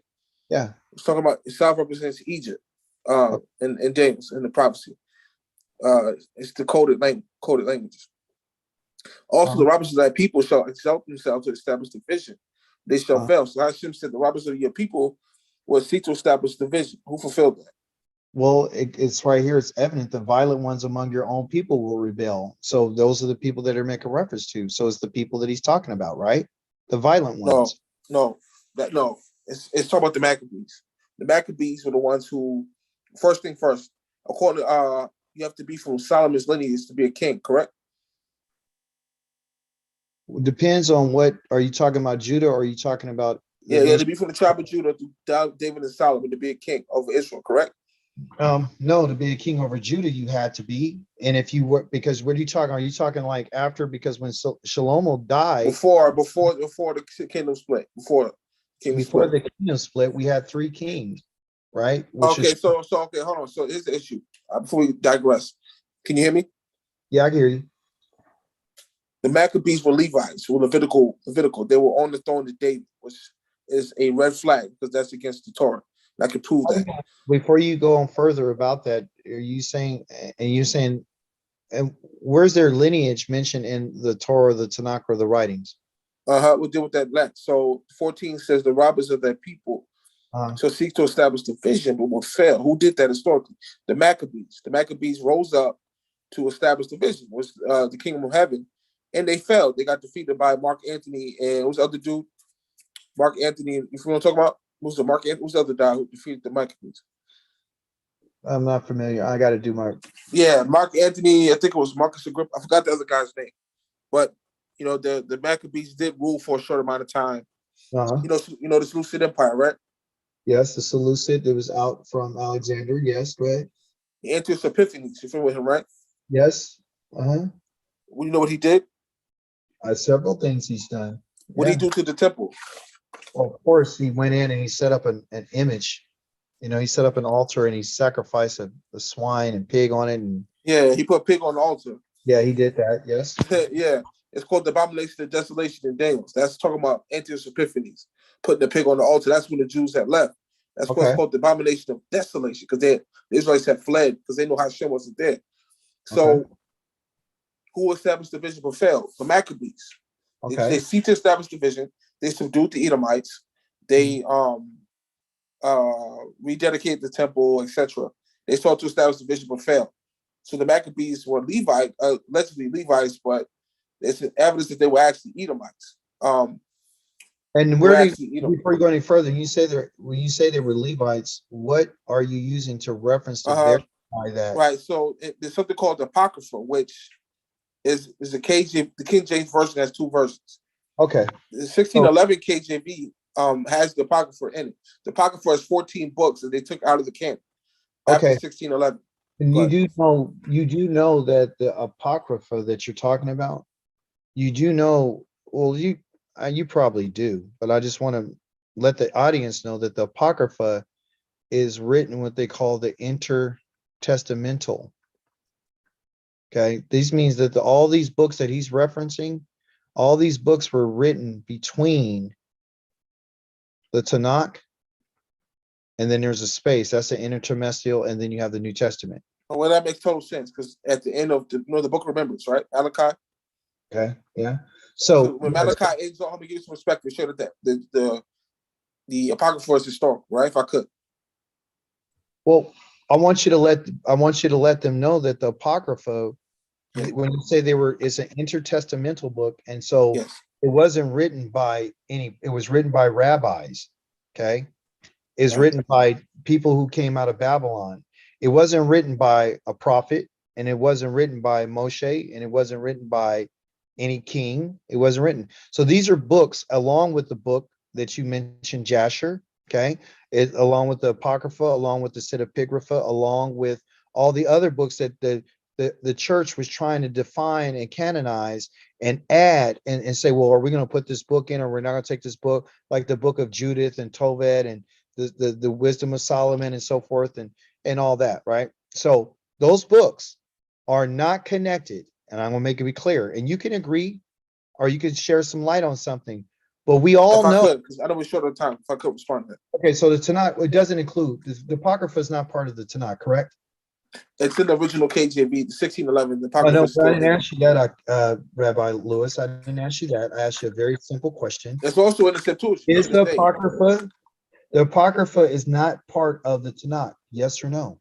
Correct. No, it's not. Thank you. Now you can proceed. Yes, inshallah. So, when Maccabee, the last book of the Old Testament is Malachi, correct? Correct. So when Malachi ends off, the Persians are ruling. When you go to the New Testament, the Romans are ruling, but it skips over the Greeks because Persians got defeated by the Greeks. The Greeks got defeated by the Romans. See what I'm saying? So you push the Apocrypha out of the equation. The Bible ends with the Persians ruling. Then the New Testament, the Romans are ruling, right? But it's a gap between history because the Apocrypha is a gap in history where the Greeks are ruling. So that shows that part of the Bible was taken out. So, okay. Because, like I said, in the Malachi, what's your point? What would you say? Would you say was that detrimental, or would you say very detrimental? Because when the Bible leaves off with the Persians, but the Romans the Old New Testament skips over the Greeks. What happened with the Greeks, with the Greek captivities and so forth? What happened with the Greek people of Greece? So it skips over that whole history. But aren't the people that are writing the book, are the people who's responsible for writing this book, aren't they like Titus and those people? They're Greek, aren't they? Or at least they have been Hellenized. So the people who wrote the New Testament have experienced being Hellenized. I know that's a fact, correct? Of course, yeah, of course. Right. So, and also we understand that the Septuagint was written by the Greeks. So, okay. So I got you. The Maccabees and all that is written in Greek, and it gives you the history on them. And I know there's 4 books of Maccabees, and I know the Apocrypha. I know all that. So your point is saying that if it's not in Greek, or they took that history out, they explain to all of us why that history is so important. Right, because the Greeks, the Seleucid Empire, they did so much to, and historically, so much stuff happened with the Greeks, and historically, that whole history is omitted from the Bible because it's in the Apocrypha. They just took the Apocrypha out. But do you think their influence was minimized, or because we know that the Greeks, they're when the other countries take over other lands, they don't necessarily get rid of everything. Do you think that they've adopted? Do you think the Romans just destroyed everything Greek, or do you think they've embraced it in their influence, and then they incorporated them into their ways, into their culture? Well, there were 2 groups of Romans. There was the Eastern Roman and Western Roman Empire. Okay. So they had different Romans. Okay, but my question was, do you think that Greek influence has been destroyed, or do you think it continues? Oh, I mean, in terms of when the Romans ruled, when Rome took over? Well, yeah, because we know today Greek, everything that we have from geometry to planetary stuff and all this kind of stuff, and our language and all that comes from the Greeks. I mean, right? And the Arabs. Yeah, well, Greek philosophy, oh, of course. But what I'm saying is they're still influential. They still have influence, and it's still, and their mindset is what they call the Western mindset, correct? They got gymnasiums, coliseum, okay, they do it all. All right. Of course. Yeah, of course.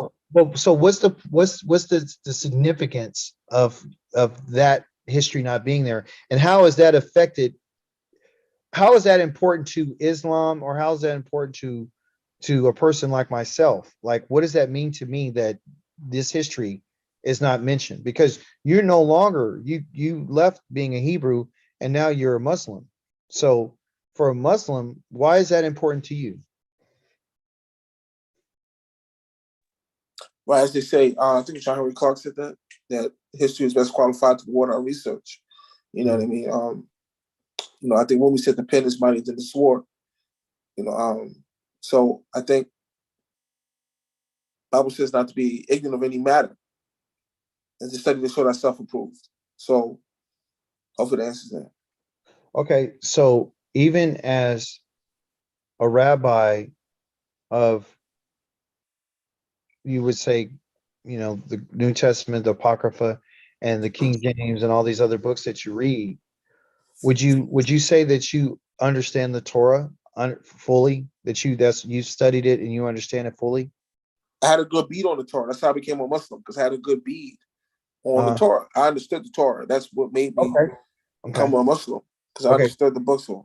Okay, all right. So what was it about the Torah that turned you away from it to make you go to being a Muslim? Yeah, Goliath has on chainmail. Chainmail didn't exist yet. Let's keep going. Dan, Abraham's going to Dan. Dan didn't exist. Dan was his great-great-grandson. He go to Dan. You got all kind of contradictions. Let's keep going.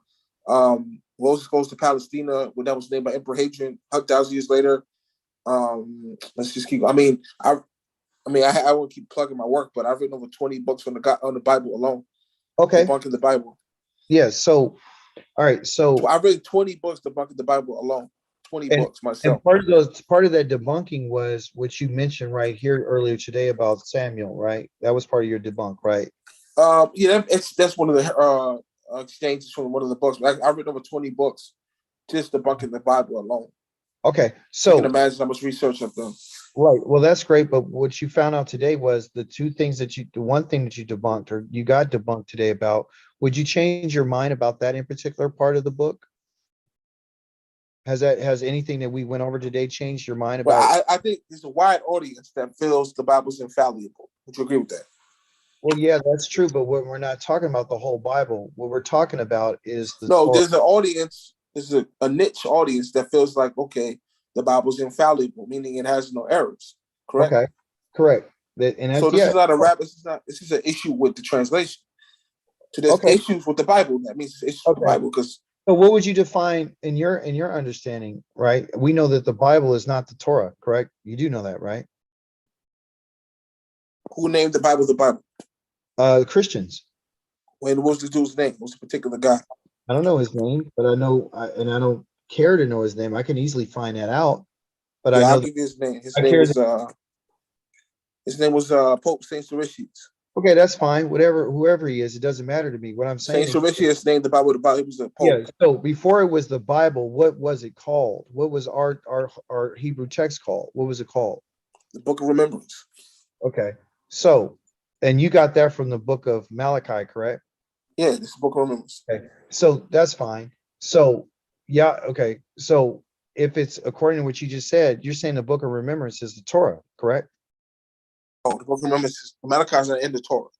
This Yeah, brings you to a story I where understand that, but you just said that you said the book of remembrance, that our book, which I'm trying to define, the Torah is not the book of remembrance. Okay. the Tanakh is the Mikra is the book. Okay. So listen, the book of remembrance is a book that the Holy One of Israel says that if you fear me and you show fear to my name, I will write your name in that book. And when I come to make my jewels, I'll spare you as a man spareth his own son. And then I'll show you the difference between those, the righteous and the wicked, and those who serve me and those who don't. So that right there is not accurate. The book of remembrance is a book that the Creator has before him to remember a person who has shown fear and respect and honor to his name. So that's a completely different book. There's also another book in Genesis chapter number 32 that he says, Moshe asked the Holy One of Israel, if you blot my name out your book. He says, no, I'm not gonna blot your name out of my book. The person that sins against me is the person I'm going to blot their name out of my book. So there's another book that's mentioned, right? And so there's a book to be written in, and there's a book that you're blotted out of. So Yah has several other sephers and record books. So, but we're talking about the Torah. The Bible is not the Torah. The Bible is a book or a compilation of a whole bunch of different writings that the church fathers, okay, whether they're Romans or Greeks, because they all mixed in together, decided that they were going to write and compile together. Okay. And what they've done is they knew that the Torah of Moshe, which is the first 5 books, okay, they said they didn't change any of those. You know that. So what they did is they read every one of those prophets and books and said, okay, we'll add this, we'll add this, we'll add this, we'll add that. When Yahweh instructs the children of Israel, he tells them this very clearly. Do not add or subtract. In order for you to obey what I say, do not add to what I'm teaching you, do not subtract from it. That's a mitzvah. That is a command from the Holy One of Israel. The book of the Torah is called not laws, they're instructions. And so what I'm saying to you is this: the instructions that Moshe received from the Holy One of Israel on Mount Sinai is the book that you said that is full of errors, and you walked away from it to go to a book that was written like what, 1400 1500 years later. So if you think that the Torah is corrupt and that the prophets are corrupt and that the writings are corrupt, why don't you think that the Quran is corrupt? Actually, we just committed a false equivalence.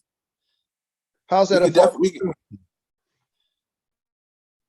We could definitely vet whether or not the Holy Quran has been tampered, have tawfiq, but that textual variants. We could vet that one day. Okay, so you would admit that the Quran has errors in it? No, the Quran is perfect. Okay. And question for you, we've got some time left. Did the Creator Yahweh ever speak at all in the Quran? Did he say, thus saith Yahweh to Muhammad? Yes or no? No.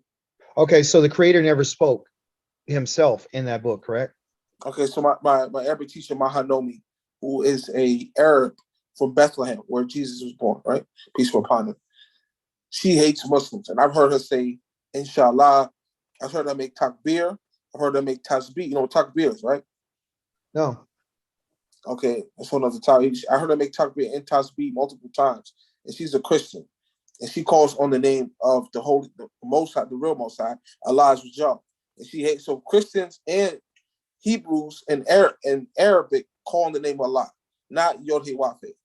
In fact, one of the oldest churches in the world was where? In Arabia. And to this day, we have records of them calling on the name of the God of Allah, not Yod He Wafe.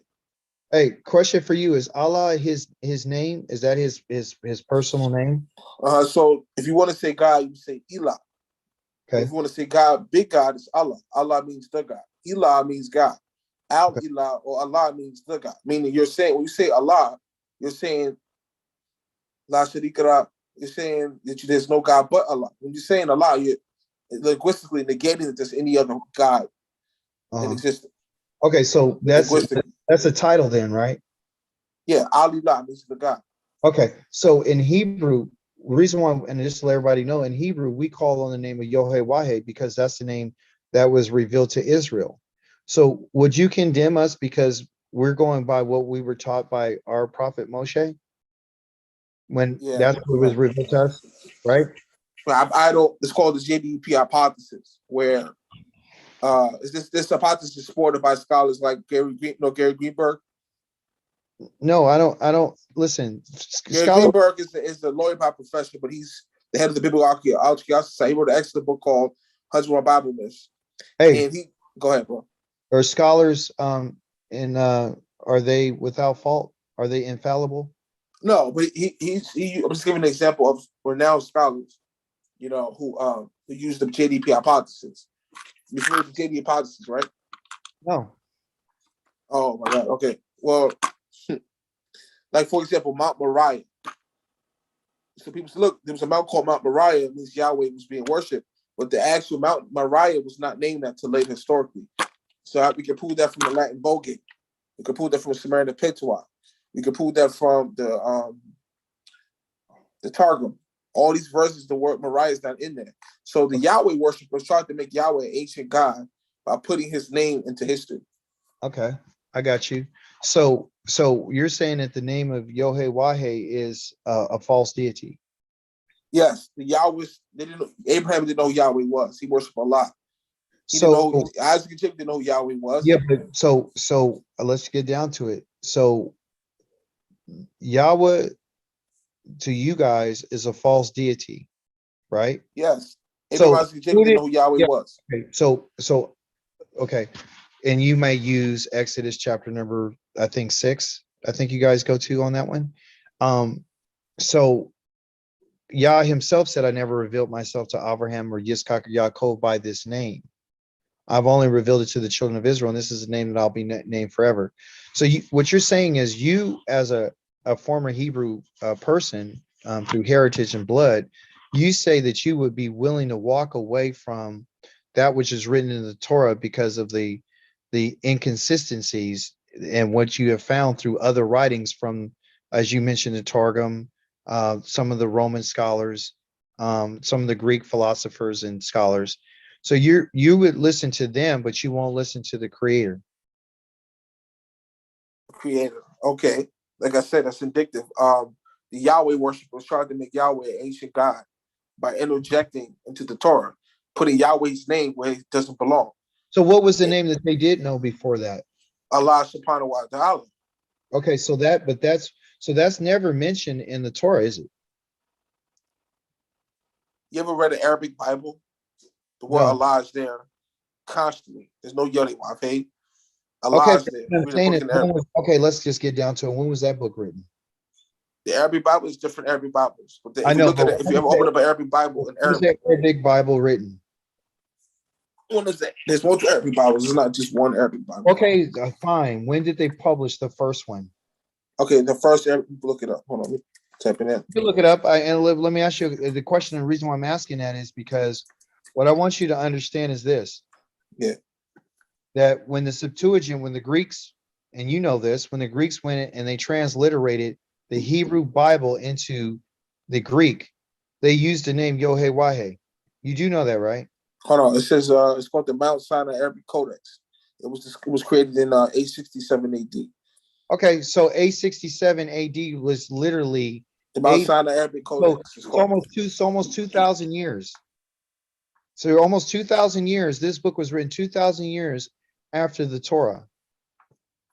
You know this. And you're telling me that something is written 2,000 years after the Torah, right? And you're saying that the name of Yohe-Wahe was never mentioned because it's not in that book that was written 2,000 years after the Torah. I And explained last time we spoke. even wait a You minute, asked, go ahead, even bro. the Greeks wrote the transliterated, they transliterated and translated the Hebrew Bible into Greek. They used the name Yohe-Wahe.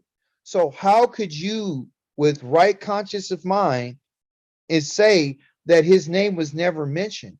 If that's what the Greeks are the ones who transliterated and translated his name into the Greek Septuagint with the proper letters. So why are you now you're saying that didn't exist? So when I asked you what was the name, you said that it was Allah. And I just told you that the Greeks are the ones who transliterated and translated the Hebrew Bible into Greek, and they used Yah's name. So somebody's not telling the truth. Is Right, it so they found so-called Ugaritic text. We talked about this before, but the audio wasn't recorded. We talked okay? yesterday. Point being is this: Right. 869 AD is a hell of a long time away from the original writings. And guess what? What's that? The Greeks wrote his name in the Septuagint of the first 5 books of the Torah into Greek. They already did that. They already know that. What's the word? Kyrios, right?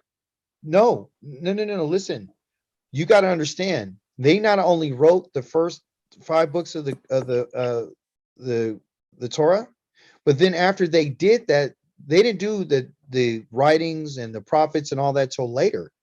They just wrote the first 5 books first. And then when they did it, they translated it and they transliterated it into their language. But they used the Yohe-Wahe. They used his name in there on the first 5 books. They did not go ahead and transliterate the rest of the writings till later. So what I'm saying to you is, you're in error again to say that the name of Yohe-Wahe did not exist prior to this. Your book is 869 AD, which is a hell of a lot longer than what the Torah is. And you turn your back on that which has been established and used for every other religion to decide that they want to create a new understanding. Prophet Mohammed is something new. Prophet JC is something new. The apostles are something new. That's all new. But guess what? I'm not going to debate and I'm not arguing with people about what they believe. I don't care what you believe. All I want you to understand is this: when we got our Torah, the Hebrew people, the Creator gave us his name. He didn't give that name to the Muslim people. He didn't give that name to Ishmael. He didn't give that name to any of his sons. He didn't give it to Abraham's sons from Keturah. He didn't give it to the Medians and the Sheva and them. He didn't give it to them. He didn't give it to Kedar. He didn't give his name to anybody but Israel. He's changed our name. Nobody that you're following right now has a covenant with him. Nobody that you're talking about right now has a covenant for land and descendants. They don't have the covenant that we have. Did he tell Abraham that he was going to bless Ishmael? Yes, Abraham asked, and he asked the Creator, would let Ishmael rule? And Yah said, no, he's not going to rule. That's not the one I chose. I chose Yitzchak. He said, but I will make him a great nation. And he'll be a people. So the Muslim people are great people. They're a great nation, but they're not the people that are in the covenant with the Holy One of Israel, which our covenant begins with these words: Anoki Yahweh Eloheinu. I am Yahweh, your Elohim. That's in our covenant. That's the first words he spoke in our covenant with Yisrael. So I don't expect the Muslims to be there at the mountain of Mount Sinai to receive the words. I don't expect them to understand why that name is so important. Because when Moshe went to the children of Israel, he asked, well, what should I tell them your name is? He said, tell them that this is my name, and this is my name forever.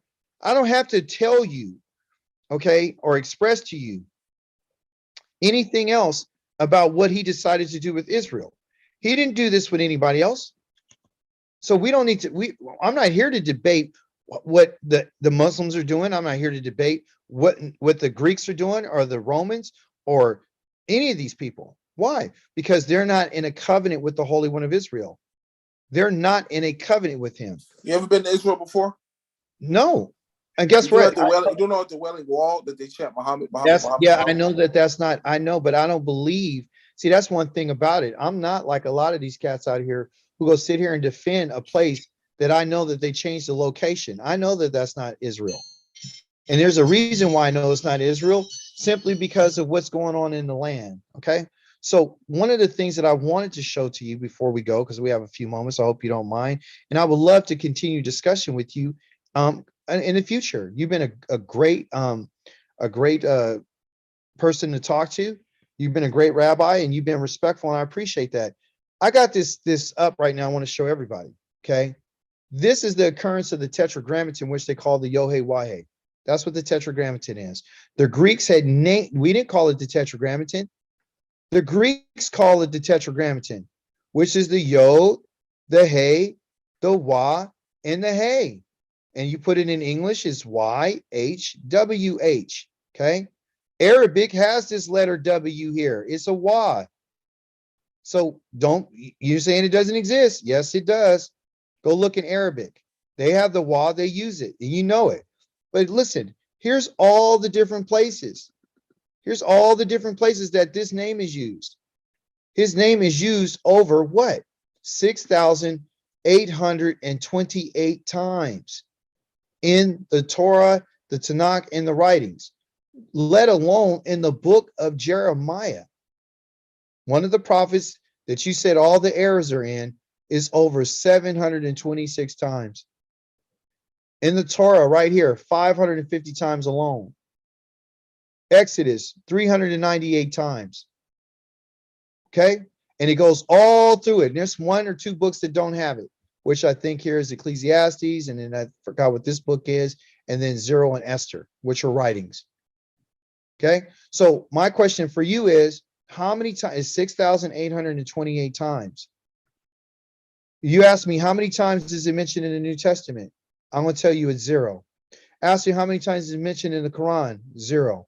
Ask me how many times is mentioned in the Apocrypha? 0. Ask me how many times the book of Jasher? 0. Ask me about the Maccabees? 0. All your other Pseudepigrapha? 0. The Sephers? 0. The book of Solomon, this is the Wisdom of Solomon? 0. All the intertestamental books, how many times is his name mentioned? 0.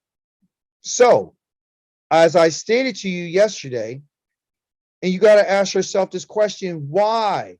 Why do they not want you to know this name? Why is it so difficult for people to accept it? Why don't they want you to know it, Rabbi Lewis? Why? I got an answer for you. Because if you forget this name, let me show it to you. If you forget this name, that's it. That's the whole point. They want you to forget it. So you're right. Did the scholars in the scrolls, did they change them? Yes, they did. Did the rabbis that came out of Babylon, the Jews? Yes, they did. Our people have been some dastardly bastards who wanted to turn around, and this is the reason why we're scattered today, because people like them who decided to change the months of the year, who decided to add additional days called Rosh Hashanah, and let's celebrate what do they call it? I don't even know the name. Purim.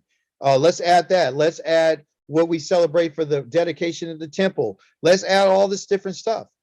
What did the Creator say? What did he say? Yahweh told us this. Okay. It's in Jeremiah. It's chapter number 23. Yah says he's against these people. Okay. Why is he against them? Why? Why is he against them? Because every time you turn around, They're trying to get them to forget about Yahweh. They're always trying to get him to forget. Here it says, Yahweh says this, I have heard, verse number 25, I have heard what these prophets prophesying lies in my name. What's his name? His name is Yohei. That's what these prophets are doing. I had a dream. They got all kind of dreams. They got all kind of visions. They're not the only ones. You don't think the Holy One of Israel knows that these scribes and these priests and these people are going against him? He said they do violence to my Torah. I have had a dream. He said, how long will this go on? They got in there, my words, is in the hearts of the prophets who are prophesying lies are also prophesying deceit of their own minds. With their dreams that they keep telling each other, they hope to cause my people to forget my name. That's the goal. Just as their ancestors forgot my name when they worship Baal. Do you understand? Right. So before we close out, I want to respond to that if I could, inshallah. So if you go to Revelation chapter 2, verse 17, Hashem said, after we overcome, which has not happened yet, he would give us a name that he hadn't had before. So for the sacred name movement, his name was Yahweh. He said, Yahweh, whatever. That's ridiculous. That's because Revelation 2 tells us that we're going to get a new name to worship that we never had before. So okay, so you said the book of Revelation says that we're going to get a new name? Yeah. Okay, so you'll take a book of Revelation over the book of Zechariah the prophet, right? Right? Because I'm going to show you what he says about his name in the book of Zechariah, because Zechariah means to remember, right? That's what his name means. Zechariah means Yah remembers, and to remember Yah. So in Zechariah 14:9, you can see clearly what the Creator had already said. What did he say in 14:9? Let's see. This is just what it's going to be. It says, then Yahweh will be king over the whole world. That's the Yohei right there in Hebrew. And on that day, Yahweh, Yohei will be the only one. And his what? Oh, that's right. His name will be the only name. But you would say that this is an error. You would say the scribes had pinned this in there. Why would this prophet prophesy that Yahweh is going to be the king over the whole earth? And that he didn't say Allah. See what I'm saying? But I'm not going to knock you for that, because these are not writings for the Arabs. These are not writings for anybody else except for the children of Israel. Yah has not dealt with any other family on the face of this earth like he's dealt with the children of Israel. Well, can you prove that, ACHI'KA? Can you tell me where that's at? Because you just made a very high claim. The claim that I made is true. The claim is this: listen to the word of Yohei. Well, hold on. Did they say Egypt was his people? Can we get that real quick? Did he say what? Can you proof text this? Let me get it real quick. I know we got to go. I just wanted to bring out this one point, that when he says this, out of all the families on the earth, only you have I intimately known. Yeah, Amos 3 and 2. Yeah, I don't know anybody else. And if you want to go to Psalms 147, he says, I haven't revealed my law to anybody else except for Israel. Okay, go to Isaiah 19:25. Explain that. Let's go to Isaiah 19:25. Now you got me all juiced up. So let's go to 19:25. Okay, now you're using Isaiah 19:25. Oh, about those other people being his people? Absolutely.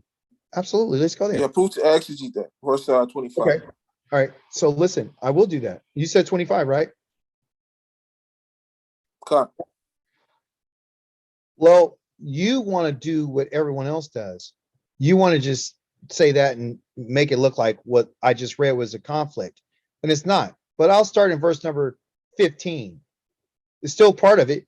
Nobody in Egypt will find work or do neither head or tail or palm of the front or the reed. He said, on that day. What day? Let's continue. Egypt will be like a woman trembling with fear, because Yahweh, Zavaoth, is shaking his fist at them. When mentioning the land of Yehuda to the Egyptians will throw them into panic. They will be afraid because of Yahweh Zavaoth has planned for them. On that day, there will be 5 cities in the land of Egypt, Mitzrayim, that speak the language of the Canaan. Oh, really? On that day, and swear loyalty to Yahweh. Oh, really? On this in particular day? Yes. One of them will be called the city of destruction. On that day, What day? Let's continue. There will be an altar to who? Not Allah, to Yahweh in the middle of the land of Egypt, as well as a standing stone for who? Yahweh at its borders. It will be a sign and a witness to Yahweh Zavaoth in the land of Egypt. So then that they cry out to Yahweh for help because of their oppressors. He will send them a savior to defend and rescue them. Yahweh will make himself known, because right now, Yahweh has not made himself known, because we're talking about on that day. Yahweh will make himself known to Egypt on that day. The Egyptians will know Yahweh. But right now, they don't, because that day hasn't happened. When that day happens, they will worship him with what? Sacrifices and offerings. Why? Because he just had to put an altar there and a standing stone. They will make their vows to who? To Yahweh, and they will keep them. And Yahweh will strike Egypt, both striking and healing. So they will return to who? Yahweh. He will listen to their prayers. He will heal them. And on that day, there will be a highway from Egypt to Asher, and Asher will come to Egypt, and in Egypt to Asher, and Egypt will worship with Asher. And I guess who they're going to worship? They're going to worship Yahweh. On that day, Israel will be a third partner with Egypt and Asher, a blessing on the earth. Has that happened yet? No. So that day hasn't happened. For Yahweh Zavaoth, Yahweh's armies, has blessed him. Blessed be Egypt, the Mitzrayim, my people, and Asher, the work of my hands, and Yisrael, my heritage. You understand? So why did Hashem call Egypt his people? He's calling them because now they know him. They call on his name. They make an altar to him. They bring him offerings. They bring him sacrifices. He listens to their prayers in verse number 22. There's a relationship now. Right now, there is no relationship. They will worship him. You do not know the Creator until you come to worship him. That's why. It hasn't happened yet. Just like he says on that day, I'm going to release Egypt. I'm going to break the yoke off of Israel, off of Yaakov's neck, and he will no longer serve his foreigners as slaves. These are things that Yah says he's going to do. Now, either you could believe this or you could say, well, the prophets, they lied too. Isaiah lied. No, he didn't. This hasn't happened. Yah says that you'll know that I said it when it happens. Yah even says here on that day. What day? It hasn't happened yet. Did he send a savior? He said, I'll send them a savior to defend and rescue them. When this so-called savior called JC, did he ever come and defend Egypt and rescue them? No. Did Yahweh make himself known to Egypt? No. On that day, the Egyptians will know Yahweh. They will worship him with sacrifices and offerings. That's knowing him. Is by getting intimate with him. The only way to adhere to worship means to bow down. Sacrifices was brought because you would draw near to him. And they will make vows to who? To Yahweh. And the same prophet that you're referencing right here is the same prophet that wrote in chapter number 5. What did he say in chapter number 5? Or excuse me, chapter number 2. He said this, the word of Yeshayahu, the son of Amos, saw concerning Yehuda and Yerushalayim in the Akarith Hamayim. You're familiar, you're a rabbi, you know the Akarith means in the final days, the last days. What did he see? What did he see? Because Yah came to him in dreams and visions. What did he see? He says the mountain of Yahweh's house was established as the most important mountain, which is talking about Yerushalayim in the city of Yehuda, in the land of it. It will be regarded more highly than other hills, and all the Goyim, which are the nations, will stream there. Many peoples will go and say, come, let us go up to the mountain of Yahweh, to the house of the Elohim of Yaakov.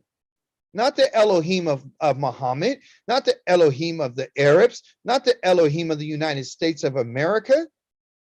This is the Elohim of Yaakov. He will do what? He will teach us about his ways. And what are his ways? His judgments, his Torah. We will walk in his paths because he's the God of Yaakov. For out of the Zion will go forth the Torah and the word of Yahweh from Yerushalayim. He will judge between nations, and the Arabs are part of this, and arbitrate for many peoples. Then they will hammer their swords. You know, the swords that they like to go around and cut everybody's head off with? He's going to turn those swords into plow blades and their spears into pruning knives, and nations will not rise swords against each other anymore. Neither will they no longer learn war. All that is over. Shiite law is gone. Sunni's gone. All those laws are gone. The descendants of Yaakov come. Descendants of who? Yaakov. Let's live in the light of Yahweh. That's the Torah, because the Torah is light. For you have abandoned your people, the house of Yaakov. Yes, he did. Now they're filled from the east and full of sorcerers, and like Philistine, even the children of foreigners are enough for them. Their land is full of silver and gold. They have no end of treasures. Their land is full of horses. They have no end of chariots. They're going to go to the land of Israel. He is going to be the only name. He is going to be the only king. He is going to be exalted. When Yah does this, the pride of men in verse 17 will be bowed down, and the arrogance of men will be humiliated when that day comes. Yahweh alone. There won't be anybody else. Your book says Allah. Our book says Yahweh. Yahweh alone will be exalted, meaning there is no other God. Idols will be completely abolished. People will enter the cracks and the holes in the rocks and the holes in the ground to escape the terror of Yahweh on that day. Why? Because his glorious majesty, when he sets out to convulse the earth. On that day. What day? The day that he's been talking about. It's the day, it's the Akarith Hamayim, on that day.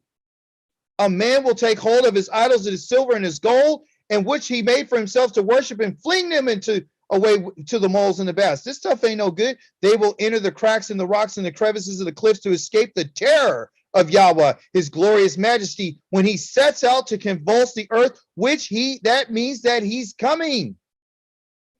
Stop relying on men. On a man in whose nostrils mere breath, after all, he doesn't count for much, does he?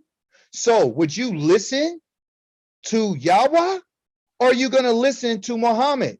Are you going to listen to Yahweh? Or are you going to listen to what Jasher said? Are you going to listen to Yahweh, who's mentioned 6,828 times? Or are you going to listen to the Maccabees and what they wrote, and historians? Who are you going to listen to? On that day, you're going to bow down to Yahweh along with everyone else. Okay, I'm gonna have to close out soon. We got a question to answer. Anything you want to close out on? No, I'm done. I'm just glad that you came, and I wanted to bring you, because my thing is this: I'm not trying to convince you of anything. I want you to hear what thus saith Yahweh. There is no other book that has his name in it, Rabbi Lewis.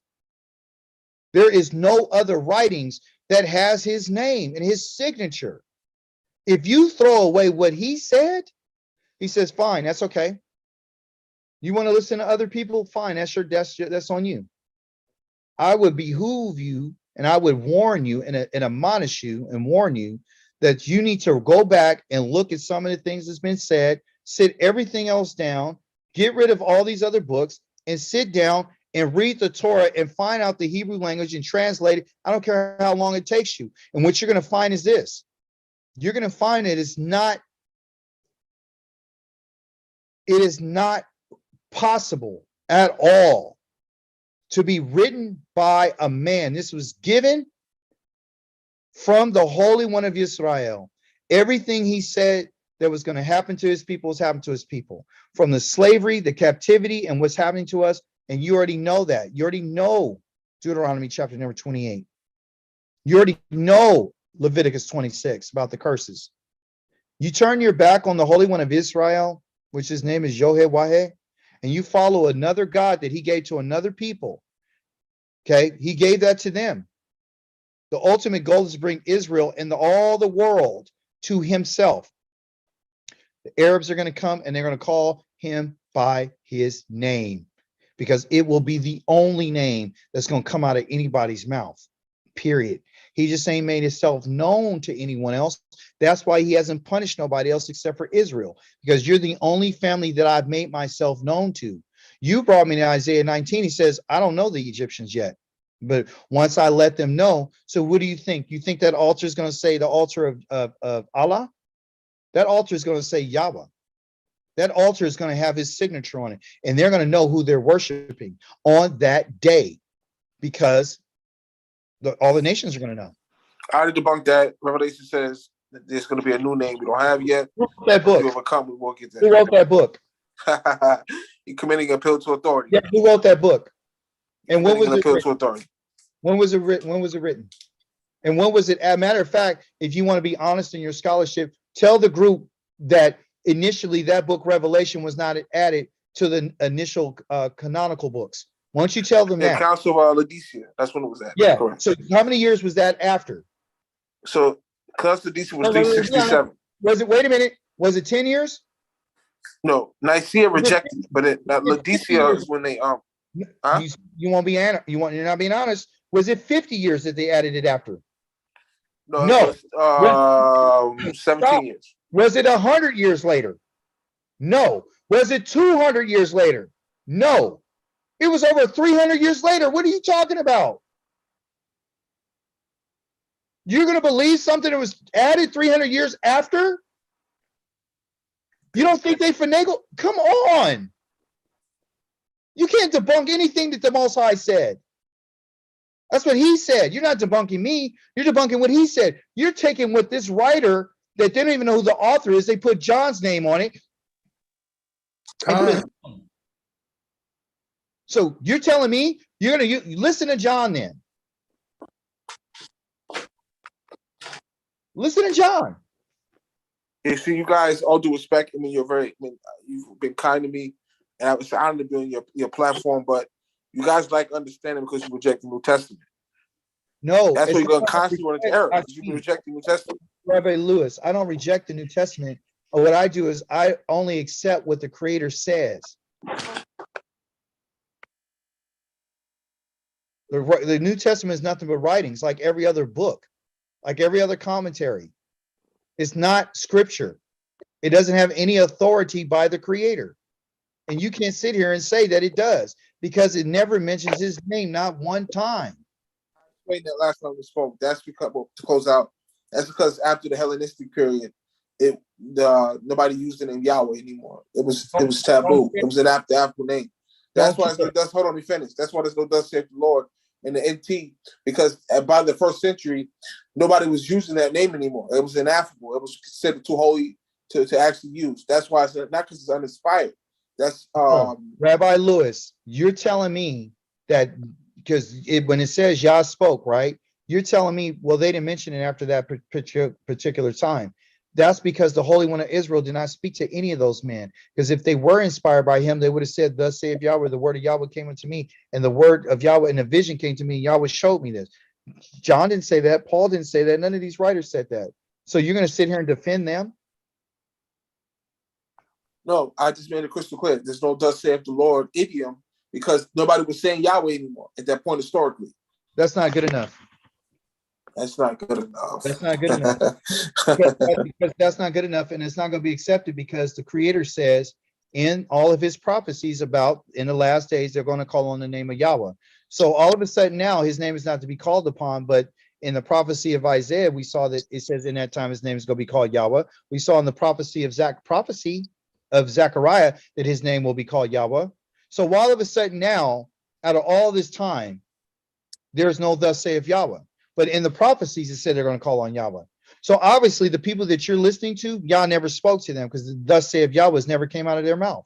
Don't you see a problem with that?